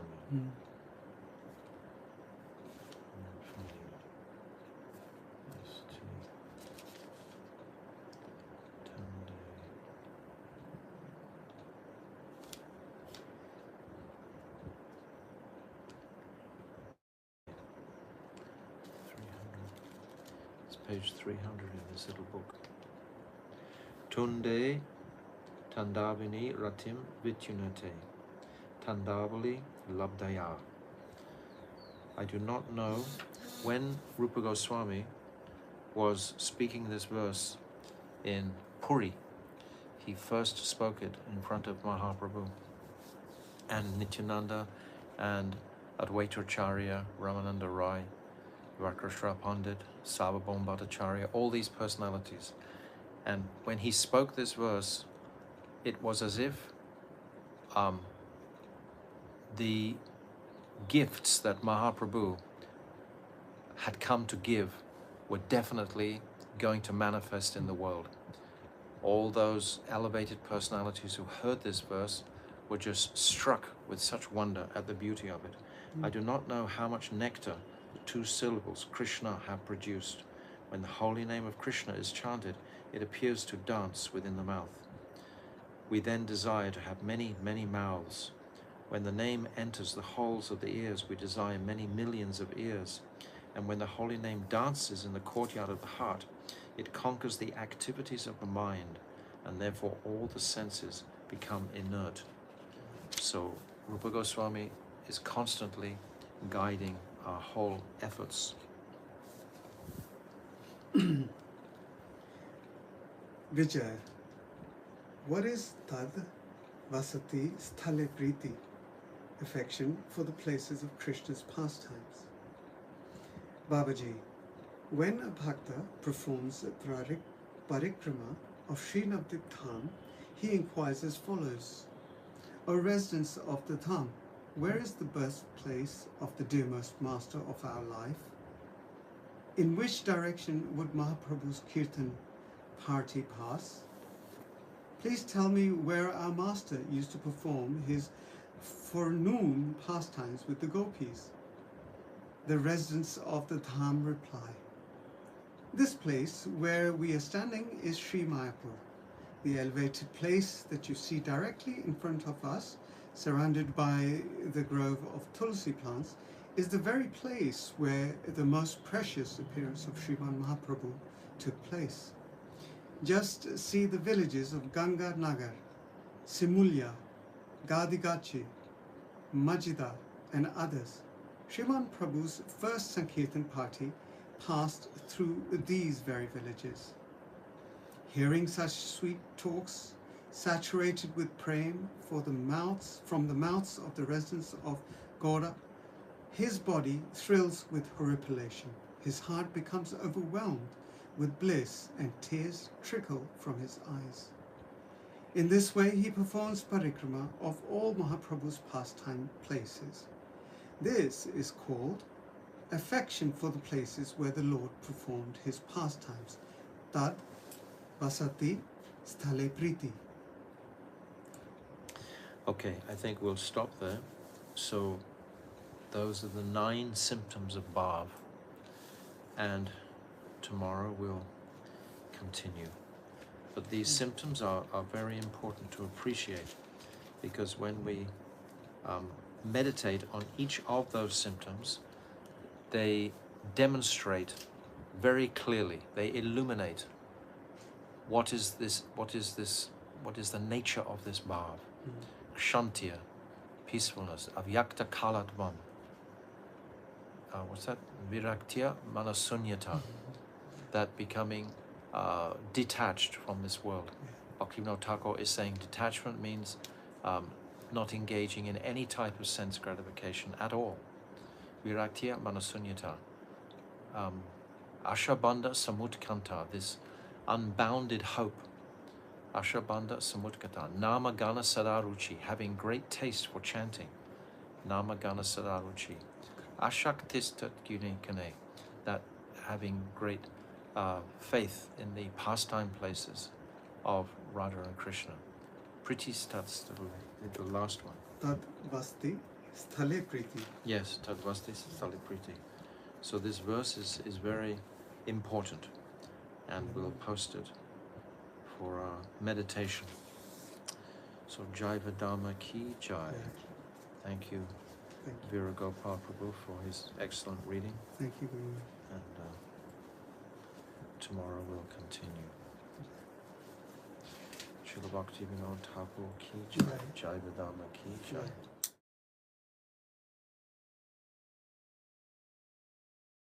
Now we come to chapter 22 on page 513. So this is the commencement of Prayojana-tattva. So this is in the final steps of this Dasmula. We've read Dasmula A and 10A and 10B. So now where Babaji has just described every single word in the beautiful verse Shantya Avyakta Kalatva Virakti Manasunyata Ashabanda Samutkanta Namagana Sadaruchi Tad Ashaktis Tat Gunakine Tad Vishate Stale Priti. This verse describing the symptoms of bhav. It's a beginning, it's a start to realize these symptoms. Try to learn from this, feel detached in as much as possible in our worldly situations. Be free from pride as much as is possible, and be bound by hope. This Ashabandha is beautiful, to be bound by hope. And always look for this utkanta, this enthusiasm, unbounded enthusiasm. It's the same in Upadeshamrita we've been speaking. This third verse, utsaha nischayat daryat. Same principle Rupa Goswami is giving. So these are the qualities we want to take seriously into our lives. Fall in love with the different pastime places of the Lord, and have the greatest respect for Krishna's Vaishnavas, the Vaishnava devotees of the Lord. So all of these 9 symptoms we can begin to appreciate in our lives in a practical daily way, and then they will become a part of our being, without a doubt. So at the top of page 513, Brajanath asks the question, should we understand that rati towards Krishna has arisen in every individual in whom we observe this kind of emotion? So Babaji has been explaining the different emotions, or these stages of bhav. So now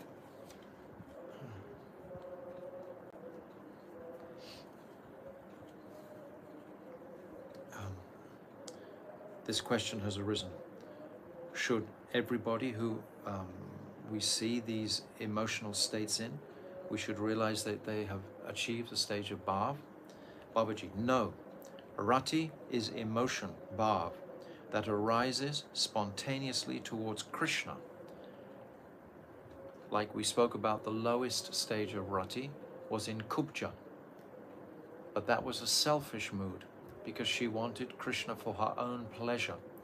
But still, because it was focused on just Krishna, it's counted in the stages of rati. That's called Sadarani. And then there's the other 2 after that of the queens, the Mahishis. They are Samanjasaha. And then the gopis are Samartha Rati. He says rati and bhav are the same. This is what Bhaktivinoda Thakur said 3 times so far. He said he considers that rati and bhav to be the same. So when they're synonymous, interchangeable. No, rati is emotion, bhav, that arises spontaneously towards Krishna. So Kubja, hers is called rati because it was towards Krishna, but it was a low grade because it was for her own pleasure. Similarly, emotion may be observed in relation to other objects, but it cannot be called rati. Okay? Simple. Brajanath, will you kindly give us 1 or 2 examples to make this subject clear? Babaji, suppose a man desires liberation, but the dry and difficult worship of the Nirvishesh Brahm seems troublesome to him.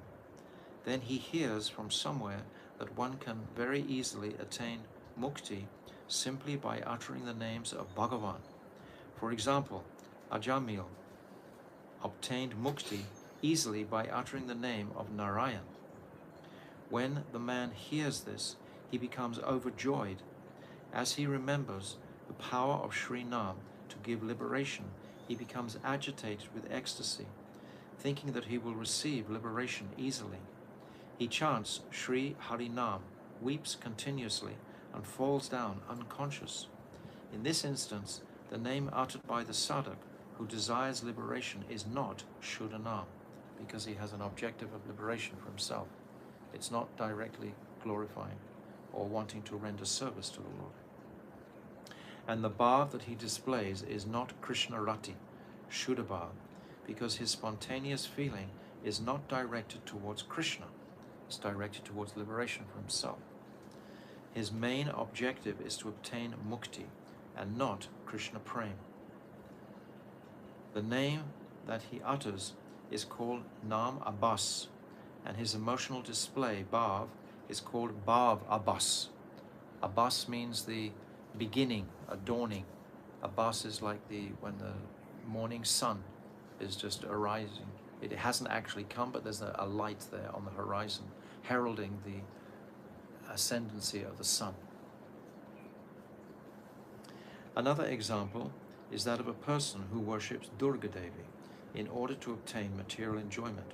He prays, "Please give me benedictions. Please give me wealth."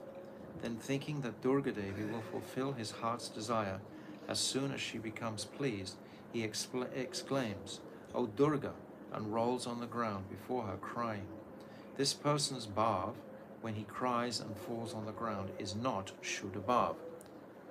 These are all quite ordinary, simple examples.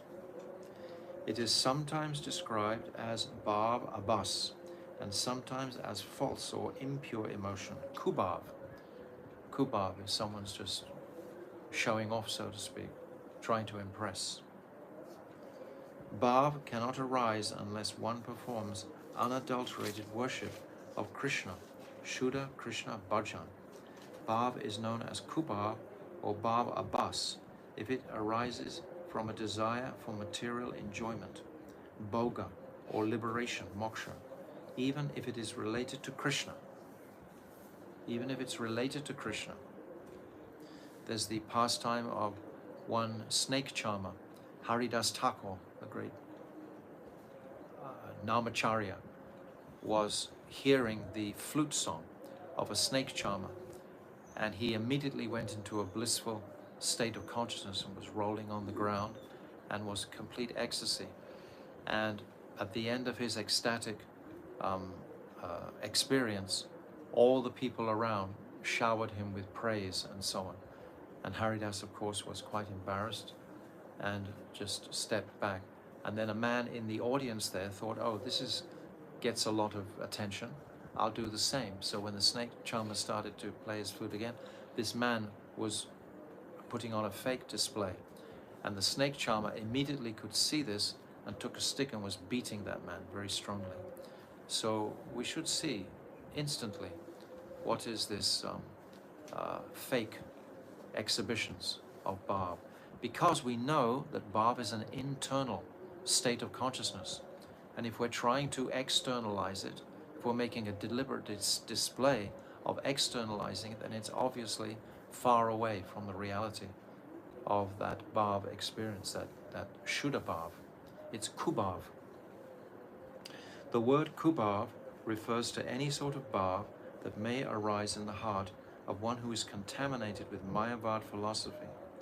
Even if such a person lies unconscious for 7 praharas, there are 8 praharas in the whole day. So you divide 8 into the day, 24 hours, that's what, 3? So 3 hours is 1 prahara, so 7 praharas is 21 hours.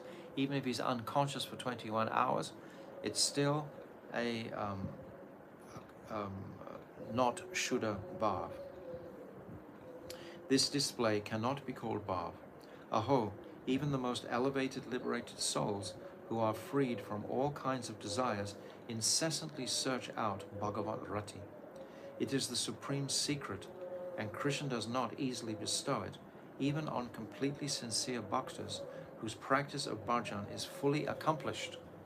We even see in the state of Jat Bharat, I was speaking yesterday, of Bharat Maharaj. By the way, the reference for this, if you want to look in the Srimad Bhagavatam, it's the 5th canto, 7th chapter, verse 12. Verse 12 of the, what did I say? 7th chapter, 5th canto, 5.7.12. You can read that for yourselves, the state of bhav that Bharat Maharaj was experiencing. But it wasn't complete even in that stage. And someone might question, well, where does Bharat Maharaj get his connection to actually reach that stage? And of course his father is Rishabdev, Shakti-Vaishya avatar. So from his father he's getting this sanskar and sukriti. But it's not sufficient without other association. It is the supreme secret, and Krishna does not easily bestow it, even on completely sincere bhaktas whose practice of bhajan is fully accomplished. I'm saying this Bharat Maharaj in connection with this. How then can it arise in the hearts of those who do not have Shuddha Bhakti and who are contaminated with desires for material enjoyment and liberation? So now we know exactly what Bhaktivinoda Thakur is talking about. We've been through the 19th chapter. What is Shuddha Bhakti? We know what is Shuddha Bhakti. And we know what is Vaidhi Bhakti. We know the Angas of Bhakti. We've come through each place like this. So when we're reading this, we're reading with an educated understanding of what Bhaktivinoda Thakur is saying. He's brought us to this far. It's like in a classroom when you're going through the different stages and so on. You put all your previous experience together and you come to the final point of explaining something with the fund of knowledge. Your educated nature is already complete to a certain degree. You understand what I'm saying? I don't know how to describe it. And who are contaminated with desires for material enjoyment and liberation. So it's either karma or gyan. Material enjoyment means karma, and liberation means moksha or gyan. Brajanath. Prabhu, it is often observed that when those who desire material enjoyment and liberation perform Harinam Sankirtan, they manifest the bodily symptoms of bhav that you have described. How is this to be understood? These are all pertinent questions. Babaji, only foolish people are astonished to see the external symptoms of bhav in such people. Those who understand bhav tattva properly call this sort of bhav the semblance of ratyabhas, and they remain far away from it. So Bhaktivinoda Thakur is appreciating our inherent nature with this vipralipsa, this cheating propensity that we all have. You can't cheat this, because somebody, especially in Kali Yuga, may be so addicted to deception, etc., and trying to cheat even these higher stages, even to himself. This is tragic. Vijay, how many kinds of ratyabhas are there? Babaji, there are two kinds of ratyabhas: reflected ratyabhas, pratibimba ratyabhas, and shadow ratyabhas, chaya ratyabhas. We can understand this by the example of a tree. A tree, if it's on the bank of a lake, it's reflected into the lake like a mirror. And the tree is not directly connected with the reflection, is it? The tree is on the bank, the reflection's in the water. It's not directly connected. But if we have a shadow of the tree, chaya, the shadow is directly connected. So the shadow is more prominent, is superior to the pratibimba. We're going to talk about this a lot in the next chapters on Nam Tattva. We need to know these two words very clearly. Pratibimba is the reflected impression, and chaya is the shadow. The chaya is connected to the object. The reflection is not. So the pratibimba is symptomatic of a mayavad conception. It's not symptomatic of actually the sincere connection of wanting to render service to the object, whereas chaya is connected to the object. You understand? I still struggle with this analogy. How can you? So simple. What's a reflection? Is a reflection connected with the object? I struggle with understanding. Is a I don't reflection? know, I struggle with If you look in the mirror, now listen to me. If you look in the mirror, are you connected with the image in the mirror? Is there a direct, tangible connection? There's only a reflection, and the reflection is called pratibimba.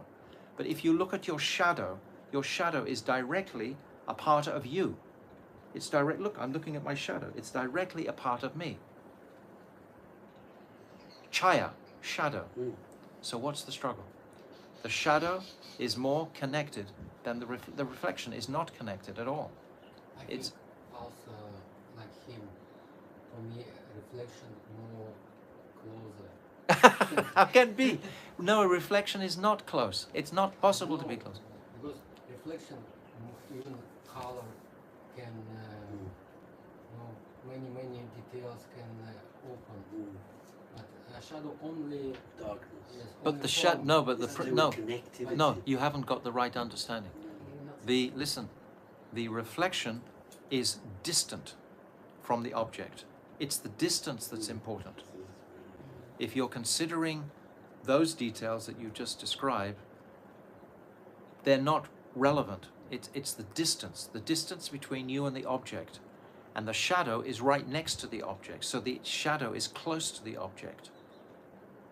It's close to Krishna, in other words. The shadow is close to Krishna. This whole material universe is a reflection of the spiritual universe. We can't say this reflection is closer to Krishna than the actual reality of the spiritual world. They're analogies, but it's not hitting. Huh? They are analogies, but it's not hitting me. Think about it. One day it will. And then you'll become to realize, Just hit me, Maharaj. so simple, so simple, so simple. Get your This standard. is from Shastra. Pratibimba is mentioned many times. Pratibimba is the reflection, and chaya is connected to the object. Something that's connected to the object has much more, is much more superior than something that is reflected, because it's distant. The reflection is far away. We are far away from the spiritual world. This is reflected into this material world. It's actually, it's a perverted reflection. Everything is upside down. If you look in the mirror, for example, you're not even getting a real reflection. You're getting a perverted reflection. You look at your right hand in the mirror, and it's on the left, actually. And everything is all around the other way. So it's not even correct. It's not even true. Anyway, you sit on it. It's very simple. I'll send this. We've got a diagram somewhere. I'll send it to you. I thought this was really simple, but some people, intellectuals, can't We're terrible. fathom it. You know, Terrible. people who think too much can't fathom it. People who don't think so much, we can fathom it. Yeah. Simple people can fathom it. Only foolish people are astonished to see the external symptoms of bhav in such people.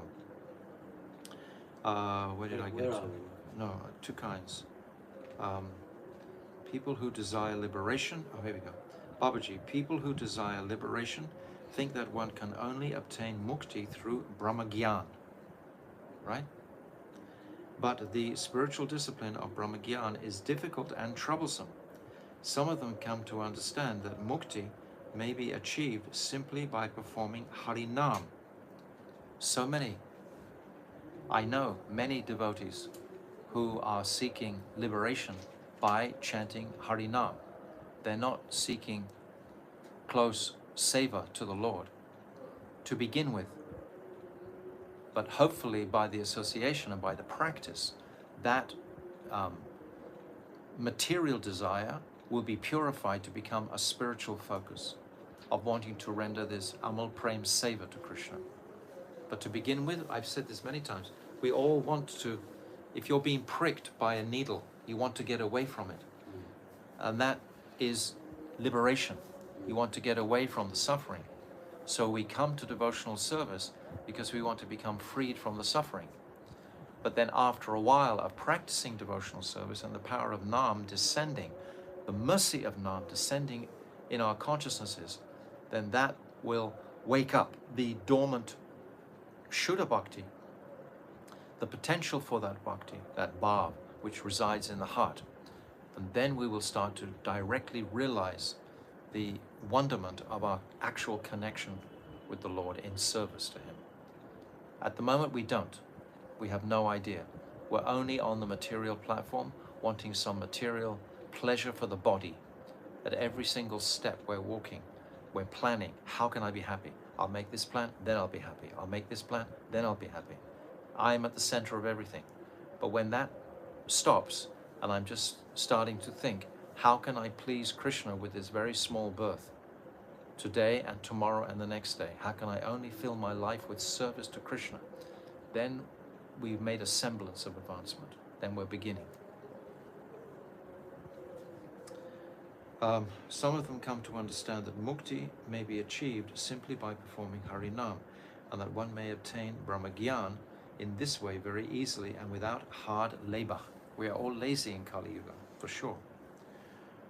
When they think like this, they become blissful, expecting to obtain mukti without having to undergo great difficulty. Then this semblance, abhas, of the bodily transformations such as tears and horripilation, etc., appear in their bodies in the expectancy of becoming liberated. Such transformations are known as pratibimba abhas because they're not directly connected with service to Krishna. They're a reflection of that conception. Rajanath, why are they called reflected pratibimba? It's very interesting that if someone has a question, like you just had a question here, it always seems that Bhaktivinoda Thakur will reconcile that in the next few pages. We never have to go very far without Bhaktivinoda Thakur hearing our question and him giving us the answer. So we'll see what he says. Babaji, if those who desire liberation or material sense enjoyment have the good fortune to associate with advanced bhaktas, they also begin to adopt the processes of Harinam, Kirtan, and so on. At that time, some reflection of the Bhav moon in the sky of the Shuddha Bhakta's heart also appears in the heart of those who are thirsty for liberation. That reflection is coming from the Shuddha Bhaktas. It's coming from the Shuddha Bhaktas into the heart of those who are not Shuddha Bhaktas. Understand? You must have experienced something in association. This reflection is called pratibimba. Shuddha Bhav never arises in the hearts of those who desire material sense enjoyment or liberation. It can't, because it's not something of the material condition.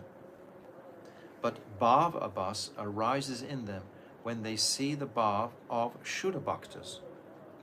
When you see a Shuddha Bhakta weeping, then some tendency some empathy, some very deep empathy. What is this devotee experiencing that's so extraordinary? I want that. So maybe something will come at that time. That Bhav Abhas is known as Pratibimba Abhas, and it does not generally produce any enduring benefit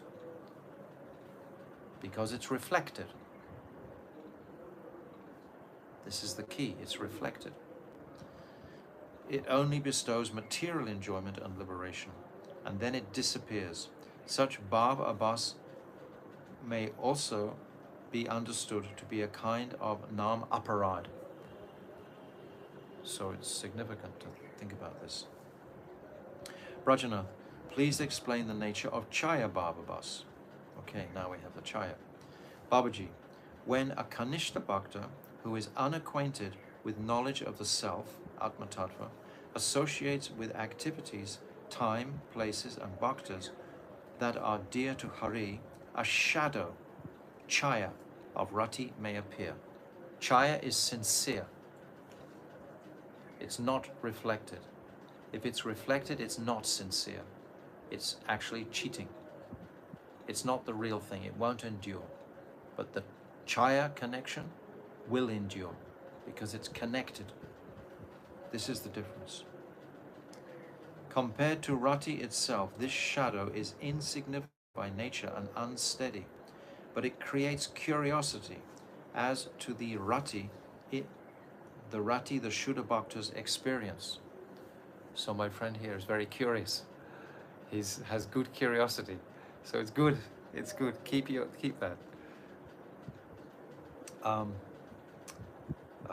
But creates curiosity as to the Rati, the Shuddha Bhakta's experience, and it destroys sorrows.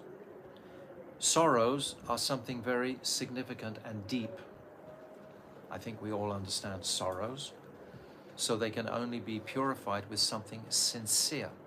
They won't be purified by some type of cheating process, like if you take drugs, for example, to try and mitigate your sorrow. It's a completely temporary solution. And when the drug wears off, again you will go back to your suffering condition, right? But the chaya is actually a sincere calling out to the Lord, even though in a very immature stage, a kanishta stage, it's very immature, but still the sincerity is there. If the sincerity is there, then it's chaya and it's superior, way superior to pratibimba. We need to understand these two terms because the next chapters are all about these two terms. Compared to rati itself, this shadow is insignificant by nature and unsteady, and it creates curiosity as to the rati, the Shuddha Bhakta's experience, and it destroys sorrows. This is called chaya ratyabhas. The bhakti of these bhaktas may be pure up to a certain limit, but it is not resolute, and that is why it gives rise to ratyabhas. It means the nishta hasn't actually set in. It's there, the sincerity is there, but it hasn't become strong yet. It's still very weak stage. The chaya here signifies weakness, not strength. But the pratibimba signifies mayavad. It's not even close. In any case, such chaya bhav, abhas, only arises through the influence of many pious activities. So even that has its place. Like namabhas is a very elevated place, in fact. By the association of Vaishnavas, satsanga, chaya bhav abhas becomes pure and subsequently gives rise to shuddha bhav. Nevertheless, you see, pratibimba won't give rise to shuddha bhav ever. Pratibimba will just lead you off the cliff into mayavad fully, because it's not connected. It doesn't want to be connected. It's too much of a challenge to be connected. But the shadow is sincerely, deeply connected, and it wants that fruit of connection with the Lord. Nevertheless, one should bear in mind that no matter how developed this bhav abhas may be, it gradually wanes like the moon in the dark half of the lunar month, if one commits some offense towards a pure Vaishnava. And we've seen so many examples of this. If someone becomes very offensive to a Vaishnava, he can end up in a lunatic hospital, you know. What to speak of bhav abhas? Even shuddha bhav will gradually vanish if one commits offenses towards Krishna's bhaktas. In a sense, I'm using this example of Jad Bharat a few times, but in a sense, Jad Bharat neglected his seva to Krishna. He was already at a very high stage of bhav in his meditation in worshipping Lord Narayan in the sun. This was his meditation. So he was in that high stage, and then he neglected that worship of Krishna. He'd already begun it, and then he began to reject it in preference to mothering the deer. So this was an offense to the Lord. He was offering this focus of his attention rather than keeping his attention focused on glorification of the Lord. So because of this, he had to take birth again as a deer in this material world. That story is very instructive. He didn't commit Vaishnava aparadha. It wasn't Vaishnava aparadha, no. So it wasn't so extreme. So he was blessed with the faculty of remembering his previous birth. When he was the deer, he could fully remember his life as Bharat Maharaj. And even in his next birth as Jad Bharat, he fully remembered his previous births. Because he certainly was not Vaishnava aparadha. No, very good point. Vaishnava aparadha is like the mad elephant offense. You put a mad elephant in a beautifully cultured field, like your garden there in England. What was it called? That what was it called? What's the name of that? Allotment. An elephant would just destroy it in a moment. So that can be the result of Vaishnava aparadha. Always remember this. If one repeatedly associates with those who desire liberation, his bhav will also become bhav bas. Or if he may fall victim to the pride of thinking himself to be Ishvara. Both of these. This is why it is sometimes seen that when new bhaktas are dancing, they develop the desire for liberation. These new bhaktas do not think carefully and consider their situation, and so they associate with those who seek liberation, which results in disturbances. New bhaktas should therefore carefully avoid the association of people who aspire for liberation. Now we must be careful for this, because people who aspire for liberation don't even know they do it. They may be thinking that I'm practicing Krishna consciousness, and they may be under the illusion, and many are, that going back home, back to Godhead, means that I will now become liberated from all my suffering. That's their hope. Their hope is only to be liberated from the suffering of this world. That's not bhakti. That's not bhakti. That's the desire for moksha. That's what Bhaktivinoda Thakur says in the Falshruti. Reject this dharma, artha, karma, moksha. It's cheating, it's deceptive. Know it fully. Our goal is to serve Krishna. I'm not in the picture. This body will be dissolved. My reputation, everything that I think is important about myself, will have no standing whatsoever. Not even a grain of authentic mood will be there. The body is finished. I've seen it way too much. It's another. Much. It's another. It's like a death cult. They're actually worshipping to die, to be free from. Yes, living. die to live. No, but they're not dying to live. They're just dying to go, to leave this place. So if they commit suicide, that's the greatest offense. Yeah. And for that suicide, you'll read in that Garuda Purana that I can give the Garuda Purana is very helpful, because it describes the various destinations after leaving this body if we don't connect with transcendence, and all our sinful reactions catch up with us. A little bit is described in the 5th canto, but the Garuda Purana in particular, it opens it right out.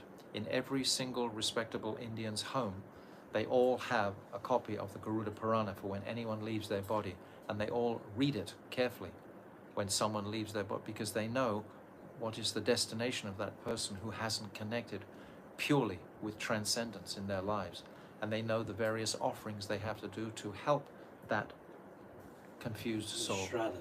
Shraddha ceremony, yes. Where are we up to? That is why it is sometimes seen that when, I've read all that. New bhaktas, careful. Occasionally, the state of bhav is seen to arise in someone suddenly and without apparent cause. The explanation for this is that he practiced sadhana extensively in his previous birth, but that practice could not bear fruit until now because of various kinds of hindrances or impediments.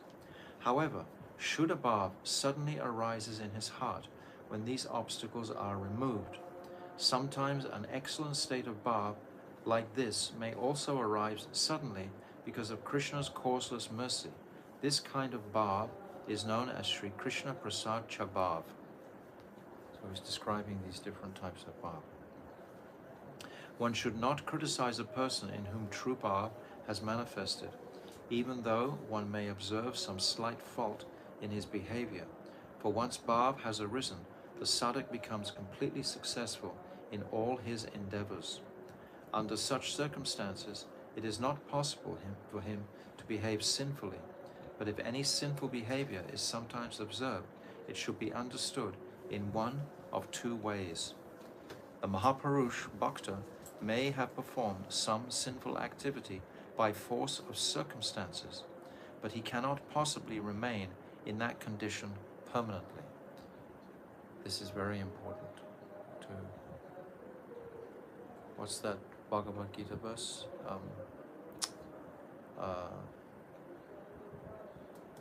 What's that Bhagavad Gita verse? Am I dividing it up here? Yeah, no, the one before that? That's correct. Just forgotten the verse. Read the verse quickly. Apichet Sudaracharo. This verse. be described. The Mahapurush Bhakta may have performed some simple activity by force of circumstances, but he cannot possibly remain in that condition permanently. Alternatively, and there's a way to actually judge this, because we've experienced firsthand very senior devotees falling down. And there was a time in our Sangha when one of the most senior devotees was having great difficulty, actually fell down, basically. And we asked Srila Bhakti Vigyan Bharati Maharaj about it. And the first thing he said, is that devotee expressing remorse and regret? If that devotee is sincerely regretting his sinful action, then he can be forgiven very easily and embraced again in the community.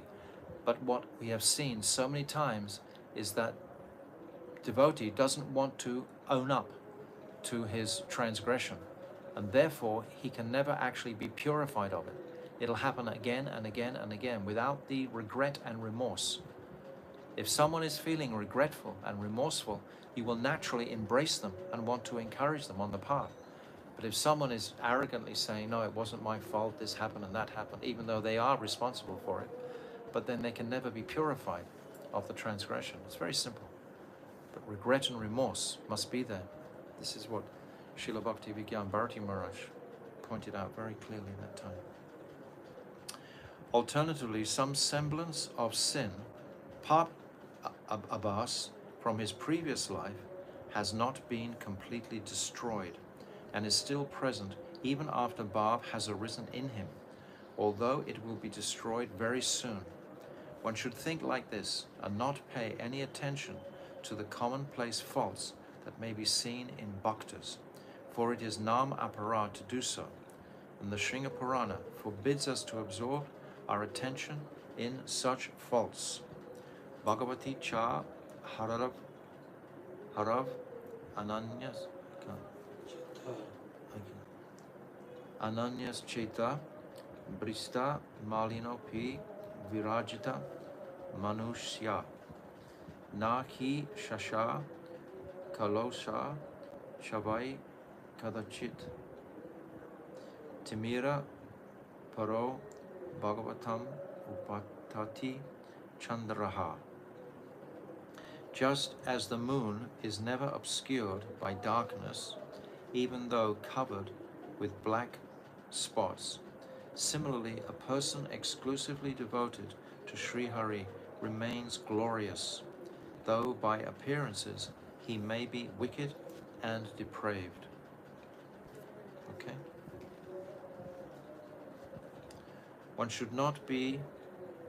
It should not be concluded from this instruction that a bhakta repeatedly engages in sinful activities. Once a bhakta has developed nishta in bhakti, he will have no inclination to sin further. However, as long as the material body exists, there is a chance that sinful activity will occur unexpectedly. If a bhakta is exclusively devoted, the influence of his bhajan immediately burns to ashes all kinds of sins, just as a blazing fire easily consumes a small heap of cotton, and he becomes cautious not to become victimized by any sinful activity again. In other words, in any condition, even if you reach this stage of bhav, we still have to be cautious. And again, we come back to Bharat, the example of Bharat Maharaj. Even in that stage, he has to be vigilant to not being distracted. All kinds of sinful actions are dissipated at the stage of steady, uninterrupted Ananya Bhakti. So it may be clearly understood that those who repeatedly engage in sinful activities have not yet developed this type of bhakti. To engage repeatedly and knowingly in sinful activity while practicing bhakti yoga is nam aparad, which uproots bhakti completely and casts it aside. Bhaktas therefore keep themselves distant from such offenses. Rati is by nature restless, ashanti, warm, vigorous, and blissful, because it is perpetually full of increasing spiritual longing, abhilas, Although it produces warmth in the form of sanchari bhav, it is more cooling than millions of moons, and it tastes as sweet as nectar.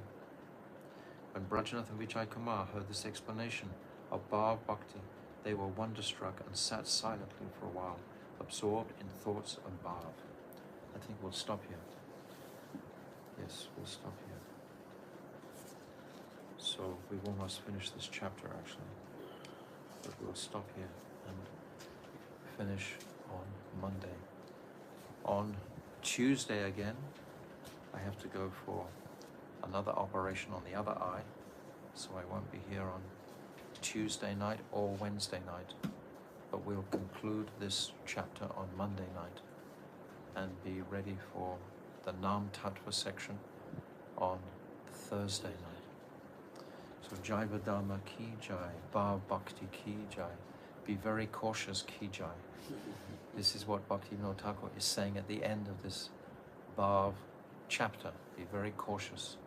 Those are his warnings to us all.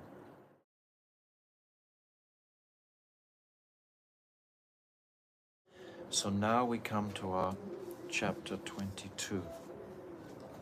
And so far, I'm just going to read briefly, because I described before how many times Bhaktivinoda Thakur, he introduces the topic of the chapter, and it seems quite difficult to understand. But then towards the end of the chapter, it just smooths out and becomes very, very simple. So I just want to read this Dasmula 10a, and then we'll get an idea of what the chapter is talking about. When we first read this chapter 10a, perhaps our appreciation wasn't so clear. But now, after reading the chapter, we can have an examination of our own comprehension and see how clear it is. So this is on page 505. In the mature stage of sudden bhakti, when the jiva becomes situated in his swarup, then, by the influence of the Hladini potency, the state of bhav in madhurya ras arises within him. So when he's situated in his swarup, that state of bhav will rise. In other words, the mood to follow in the footsteps of the dearmost associates of Sri Sri Radha and Krishna in Braj arises in his heart. The examples of the Braja Devis, the Braja Gopis, even in Sambandhanuga,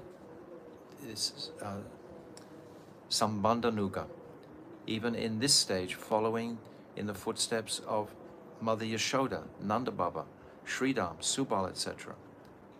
This is also encouraged if that is our swarup. So to follow in the footsteps of the Brijbasis is absolutely essential to have these bhavs, these moods manifesting. What is this mood I'm trying to manifest? So we have to hear about Vrindavan, the pastimes, etc. constantly. Gradually, he obtains happiness and prosperity that is unsurpassed in this world in the form of the supreme service of Paramananda Tattva, which is known as Vilas. There is no greater gain than this for the jiva. So this was the Dasmula at the beginning of the chapter. That was the 10a. Now this is the 10b. This is beautiful. Who is Krishna? Who am I, the jiva? What is this temporary material achit world and the eternal spiritual chit world? So that sentence itself packs in everything. He who is exclusively devoted to the bhajan of Sri Hari and has made an intelligent analysis of the Vaishnava Shastras under the guidance of a Shuddha Bhakta who has abandoned all offenses and attachments to dharma and adharma, and who can consider and dispose of all questions, that servant of Sri Hari drinks the sublime beverage of Sri Harinam in the company of other Harijans. So now we've read this chapter, we should understand and appreciate at least these two mulas, these two das mulas, more than we did initially. So now we come to the last couple of pages of this chapter. And principally in this chapter, Bhaktivinoda Thakur, he spelt out these symptoms of bhav. The Shantya, Abhyakta Kaladvam, Viraktiya, Manasunyata, Ashabandha, Samutkanta, Namagana Sadaruchi, Ashaktis Tat Gunakyane, Tad Visite Stale Priti. These 9 symptoms of bhav.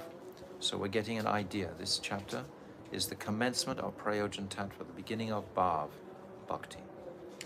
So now reading from the top of page 518. So that last, I'll just read this last, the paragraph at the bottom of page 517, just to keep us in context here. All kinds of sinful actions are dissipated at the stage of steady, uninterrupted Ananya Bhakti. So it may be clearly understood that those who repeatedly engage in sinful activities have not yet developed this type of bhakti. If that stage of nishta even hasn't arisen in the heart of the sadhak, then we can understand that how possibly can bhav manifest. So in other words, we must cautiously go through the steps that are being laid out, and then there won't be any difficulty. To engage repeatedly and knowingly in sinful activity while practicing bhakti yoga is nam aparad, which uproots bhakti completely and casts it aside. Bhaktas therefore keep themselves distant from such offenses. It's very helpful to always have the 10 offenses to chanting close by us and to be refreshing it month by month. What are the 10 offenses to be avoided, and to have them close at hand, to remind ourselves. The first offense, of course, is to blaspheme the devotees who have dedicated their lives for following this path. And the last offense is to, even after understanding and hearing so many truths on these subject matters, still we don't actually have faith in that. That 10th offense? Here, sinful activity means any kind of sinful activity also, even not... It's turning away from Krishna ultimately. A sinful activity is vimukh, is when we turn our face away towards the material energy. When we're trying to engage, of course there is more sinful activity and more sinful activity in gradations, but the principal conception of sinful activity, if we're practicing this stage of bhav bhakti, if we're looking for that, it's turning away from the Supreme.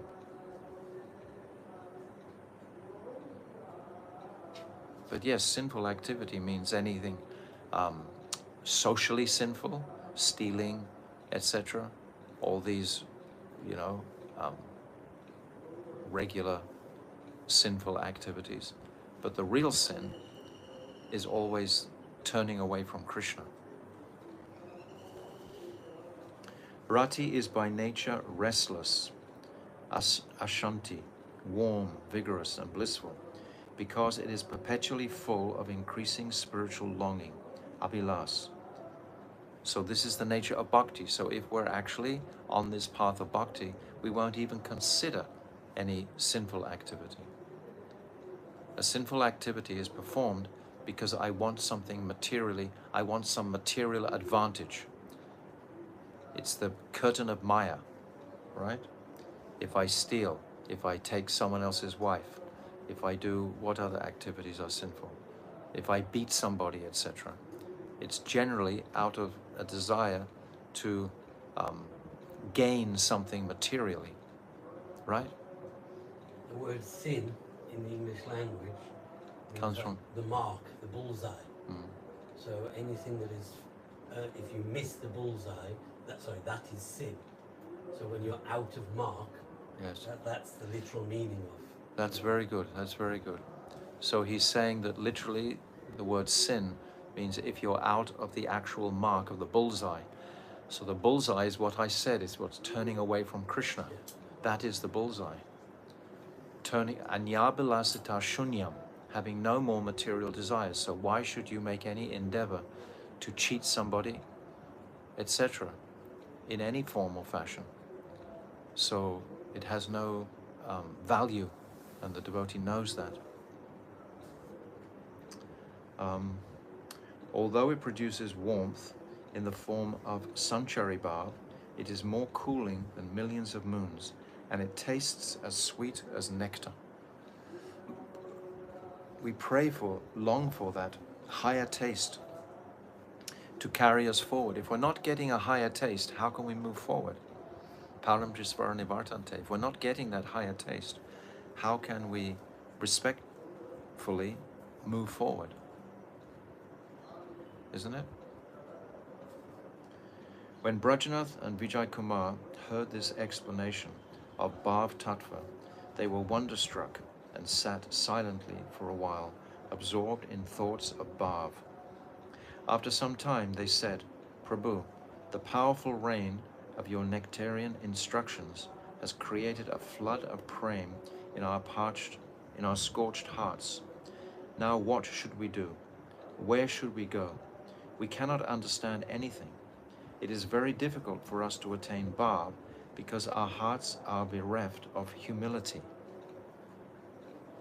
How beautiful. The candid nature of the conversation. If someone is always feeling bereft of humility, it means perhaps they have a semblance of humility. How can somebody be feeling humility and at the same time, anyway, I think everyone understands. I had a friend once who was taking all the quotes out of the Shastras about humility, and then I think he became too humble to publish it in the end. Genuinely, because he realized actually what is the nature of humility. There's many beautiful expressions. Bhaktivinoda Thakur gives this expression, having no expectations.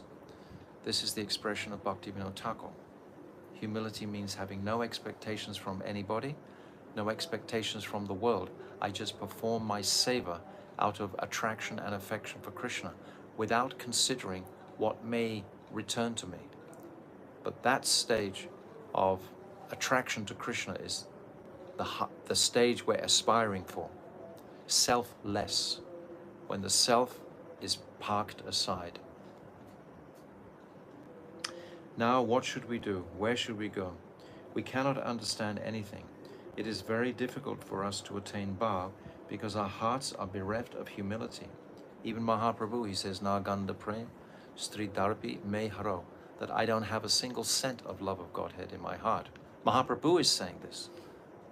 But we walk around thinking, oh yes, I've got something, I have something, I'm this, I'm that. So many things we're thinking, this false reputation about the material temporary body, putting all these allocates on it, thinking how wonderful and special it is. And people will give me lots of pats on the back and respects. But where will that lead? It'll just lead something in this material realm. It won't take us out. We are full of pride because of our Brahman birth, and the only thing that can save us is your abundant love and mercy. If you bestow a drop of prema on us, we shall certainly achieve our objective. Without this bestowal of prem by the Shuddha Bhaktas, we can't go forward. It's impossible. We can't move on our own. We have to have that higher association and infusion. It has to descend, that avaroha panta. It's the descending path that we are looking to catch that rain of mercy. If you bestow a drop of prem on us, we shall certainly achieve our objective. Our only hope is that we have been able to establish a spiritual relationship with you. We are extremely poor, wretched and destitute, and you are Krishna's dear associate and supremely merciful. Please be merciful to us and instruct us as to our duty. So we've said many times in the past that in the Western world it seems like a common disease that people feel, inferior, or what's it, the word? Self-esteem. Yes, lack of self-esteem, and we confuse that with humility. This is not humility. This is a deficiency, a mental deficiency. And because the Western world in particular, India as well, but the Western in particular, there's more broken homes, etc. There's more troubles from early childhood to create a very dysfunctional mentality. And sometimes the devotees might consider that because of that experience, that they are actually humble. Humility means perceiving the object of worship and devotion clearly and wanting to fully surrender to that object of worship. Humility is nothing to do with us at all. We're not in the picture. That's why Sharanagati is not actually bhakti itself. Sharanagati is a state of consciousness that we need to come to bhakti. Understand? Sharanagati by itself is not bhakti, it's about you. It's about how submissive we are, right? It's not about loving Krishna, that bhakti towards Krishna, that speciality towards Mahaprabhu. Please be merciful to us and instruct us as to our duty. Vijay Kumar took advantage of the opportunity and said, "At this very moment, Prabhu, the desire is arising in me to renounce householder life and obtain residence as a servant at your lotus feet.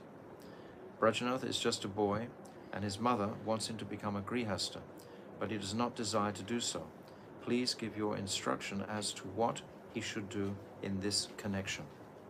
So these are direct, practical instructions that Babaji is going to give them at this point. Babaji, you have both received Krishna's mercy. You should serve Krishna by transforming your household into Krishna's household.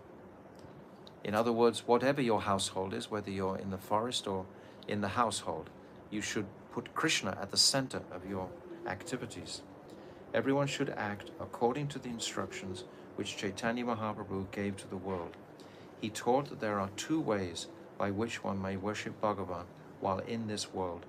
One may live as a householder, or in the renounced order. Until one is qualified to take up the renounced order, he should remain a householder and engage in Krishna's service. My Gurudev used to say regularly, don't be jumping around from one ashram to the next. If you're not in family life, then stay outside of family life. If you are in family life, then remain in family life. Don't be jumping from one ashram to the other. These ashram transitions will happen automatically by themselves at the right time. Krishna will arrange the circumstances where you will just be either alone or you will be in that family situation. Allow Krishna to guide our lives and the Vaishnavas. In the first 24 years of his manifest pastimes, Chaitanya Mahaprabhu displayed the ideal for a Grihastha Vaishnava, and during his last 24 years, he set the ideal for a renounced Vaishnava. Mahaprabhu's example as a Grihastha established the goal of householder life. In my opinion, you should also do the same. Mahaprabhu's householder life was exemplary. He would never have the slightest familiarity with any other woman except his wife, Lakshmi Priya or Vishnu Priya. He never even he saw his mother, but he never had the slightest interaction. Whereas where most of the Western people are coming from, we had from birth. As Bhaktivedanta Swami Prabhupada pointed out, we were mixed together from childhood in our schools and so on. In the Indian schools, for example, my son was in an Indian school in Vrindavan, and they had 50 girls on one side and 50 boys on the other side of the classroom. And the girls never spoke to the boys, and the boys never interacted with the girls, just by nature. They knew this was the dharmic reality that they had to be living in, and they didn't have any interaction at all. That was just how the system is set up from millions of years in India. They don't mix the two, even though they're actually physically in the same classroom. Whereas in the Western worlds, it's from very early on, we're mixing this up. So it's very difficult for us to see this in a pure way. But Mahaprabhu sets the example. In my opinion, you should also do the same. You should not think that one cannot obtain the goal of Krishna Prem in householder life. I'll read it again. You should not think that one cannot obtain the goal of Krishna Prem in householder life. Bhaktivinoda Thakur himself was a householder. What, 12 children, 11 children? So many children. Ramananda Roy was a householder. Advaita Acharya was a householder. Who? Srivas Thakur was a householder. They were all householders in Mahaprabhu's followers. Most of Mahaprabhu's favored devotees were grihastas, and even Vaishnavas in the renounced order of life pray for the dust from the lotus feet of those glorious bhaktas, of those grihasta bhaktas, right? We pray for Ramananda Roy's mercy. We pray for Srivas Thakur's mercy. So don't make this distinction. See it as the ashram in which one is eligible for. The night was far advanced. Vijay Kumar and Brajanath spent the whole night in Srivasangam, chanting the glories of Sri Hari in the company of other Vaishnavas. At dawn the next morning, they finished their ablutions, bathed in the Ganga, and then offered Dandavat Pranam at the feet of their Gurudev and the Vaishnavas. Then they again performed Sankirtan, took Mahaprasad, and returned home before noon. Vijay Kumar called his sister and said, "Now Brajanath will marry, so you should make the necessary preparations." In other words, Bhaktivinoda Thakur here in these instructions, he's taken the fanaticism out of the fear that Brajanath had about the ashram. Whether he's in the renounced order or whether he's in married life, still the objective is Krishna. And he can engage in Krishna consciousness within the marriage, within the Grihastha ashram. It's not to be feared in that sense. But my Gurudev, he, in the 7th chapter, he writes a, 5-6 page footnote supporting the renounced order, because he felt that Bhaktivinoda Thakur was being too liberal in the sense of just offering as if everybody should be a Grihastha. My Gurudev is not agreeing with that. Not everybody should be necessarily a Grihastha. There is great strength in the renounced ashrams if we have the qualification given by Guru to enter those ashrams. If we try to enter those ashrams without the encouragement from Guru, then it's just fictitious, it's just pratishta seeking. It's something else altogether. We should be very cautious about this. If Guru is encouraging us to, and Guru will give us the strength to maintain that ashram, and without Sadguru giving us that strength, we won't maintain that ashram.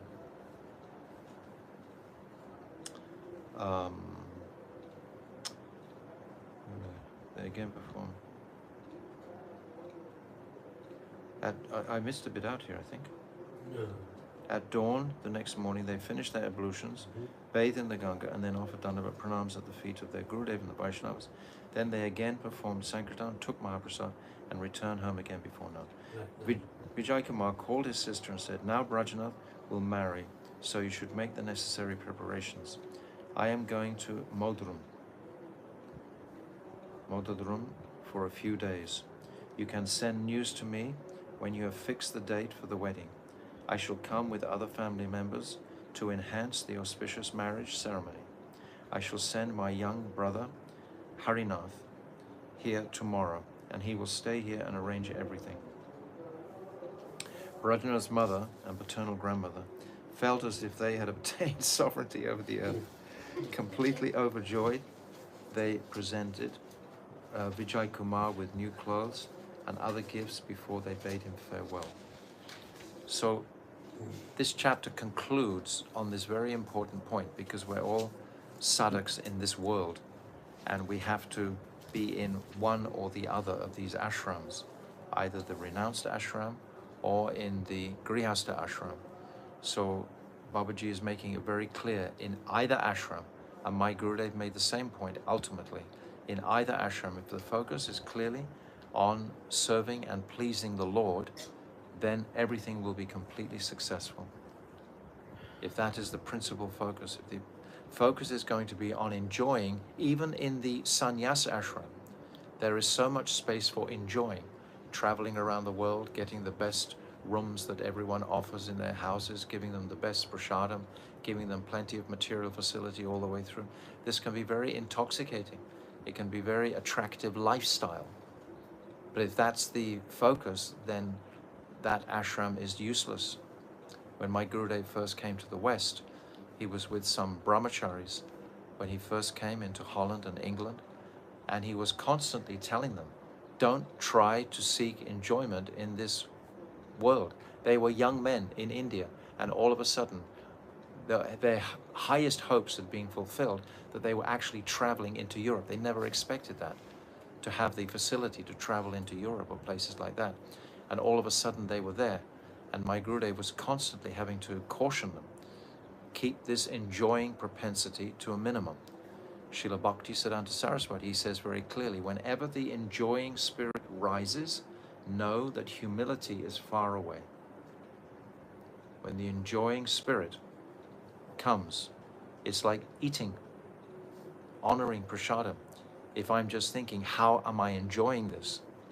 We should understand this enjoying spirit pushes humility far away because it's not being focused in the right direction. So now we've concluded, actually this is the conclusion of the Dasmula. This is the conclusion. These next 3 chapters, it's called Prameya, but actually they're not the Prameyas, in fact. They are Nam Tattva, which is separate from the Dasmula itself. The Dasmula principally is 9 Prameyas and 1 Praman. The Praman of the Amnaya Praha. This is the Praman.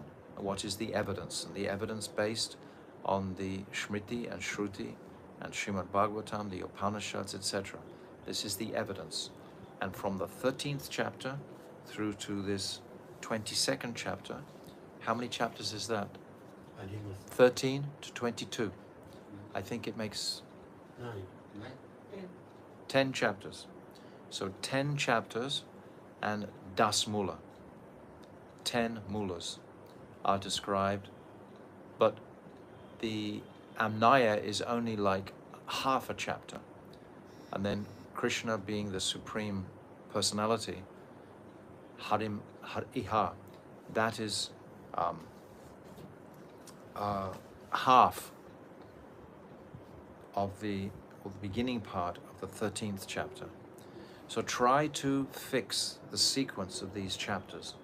It'll help your appreciation of this Dasmula jewel that Bhaktivinoda Thakur has given us. And I've said a number of times that my Gurudev has said, if you're familiar with this Dasmula, you're qualified to speak in any assembly of the Vaishnavas. So it's very simple. It's the 3 about Krishna, and the 3 about the Jiva, and then the reconciliation of the Jiva and Krishna. What is their relationship, ultimately, that Abheda Tattva. And then what is sadhana, or Shuddha Bhakti. That is being discussed. And then what is Vaidhi Bhakti.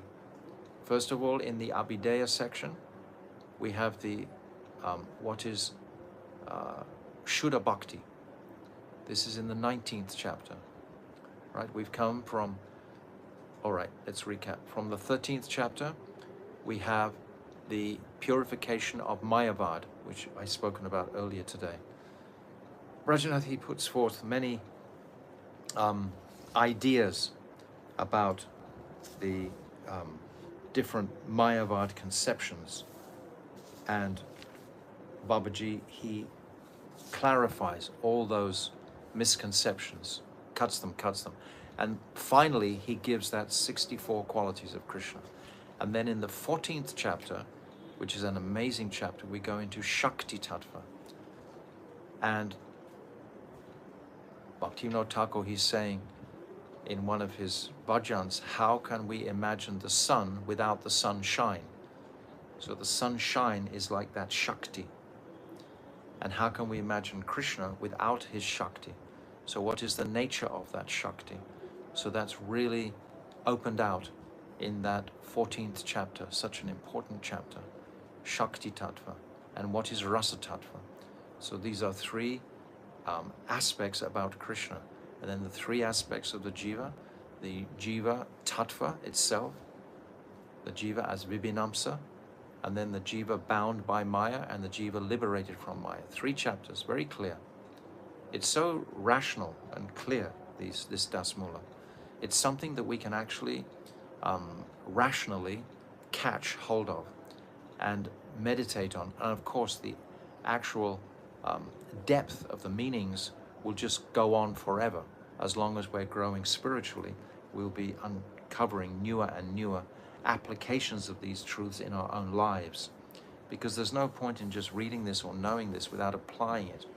Where is the realization of these truths in my own life? What's it doing for me in my own life? How is it making me walk more easily in this material world? You know, if I have this equipment, so to speak, this tool of the Das Mula to cut this illusion that I'm in, this Mayic illusion. So 3 chapters on the Jiva, then Beta Beta Tattva, and then, as I've just described, we come to Shuddha Bhakti, or the Abhideya. So it's Shuddha Bhakti, Vaidhi Bhakti, and Raganuga Bhakti, 3 chapters. So this is phenomenal appreciation. So it's very simple. In one sense, we can catch it, even we can say intellectually in a sense. But that from that intellect, we call it the Sangvit Shakti. Then it can travel down into the heart region, mix with the Hladini, and then realization will come of these truths. And then finally, what is Bhav Bhakti? And Bhaktivinoda Thakur doesn't go extensively into, he doesn't open it out entirely. He describes the symptoms of Bhav, because Bhav isn't something that you can express in words necessarily. It's catching the understanding of it, the mood of it. My Gurudev used to say all the time, it's the mood that we are trying to connect with. What are Krishna's moods? Because it's not always direct. It's called parokshvad, when it's indirect. Krishna will say something, but actually he'll meaning something else. Many of the Shastras are written like this.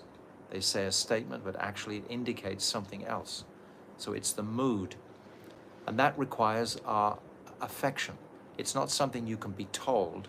It's like this and it's like this. You have to intuit it. If you have affection and attraction, genuine affection and attraction, you will intuit what is the best thing to do at a particular time. You know? It takes time to catch that. That's not so easy. Especially for, I say again, Westerners, because I feel Westerners are differently brought up to the Indian culture, where within Indian culture it's much more prevalent even today. It's like a heightened sensitivity towards the other person's needs. It's like, for example, my Gurudev gives an example, that if you have a very good friend and he comes to your house and you say, oh,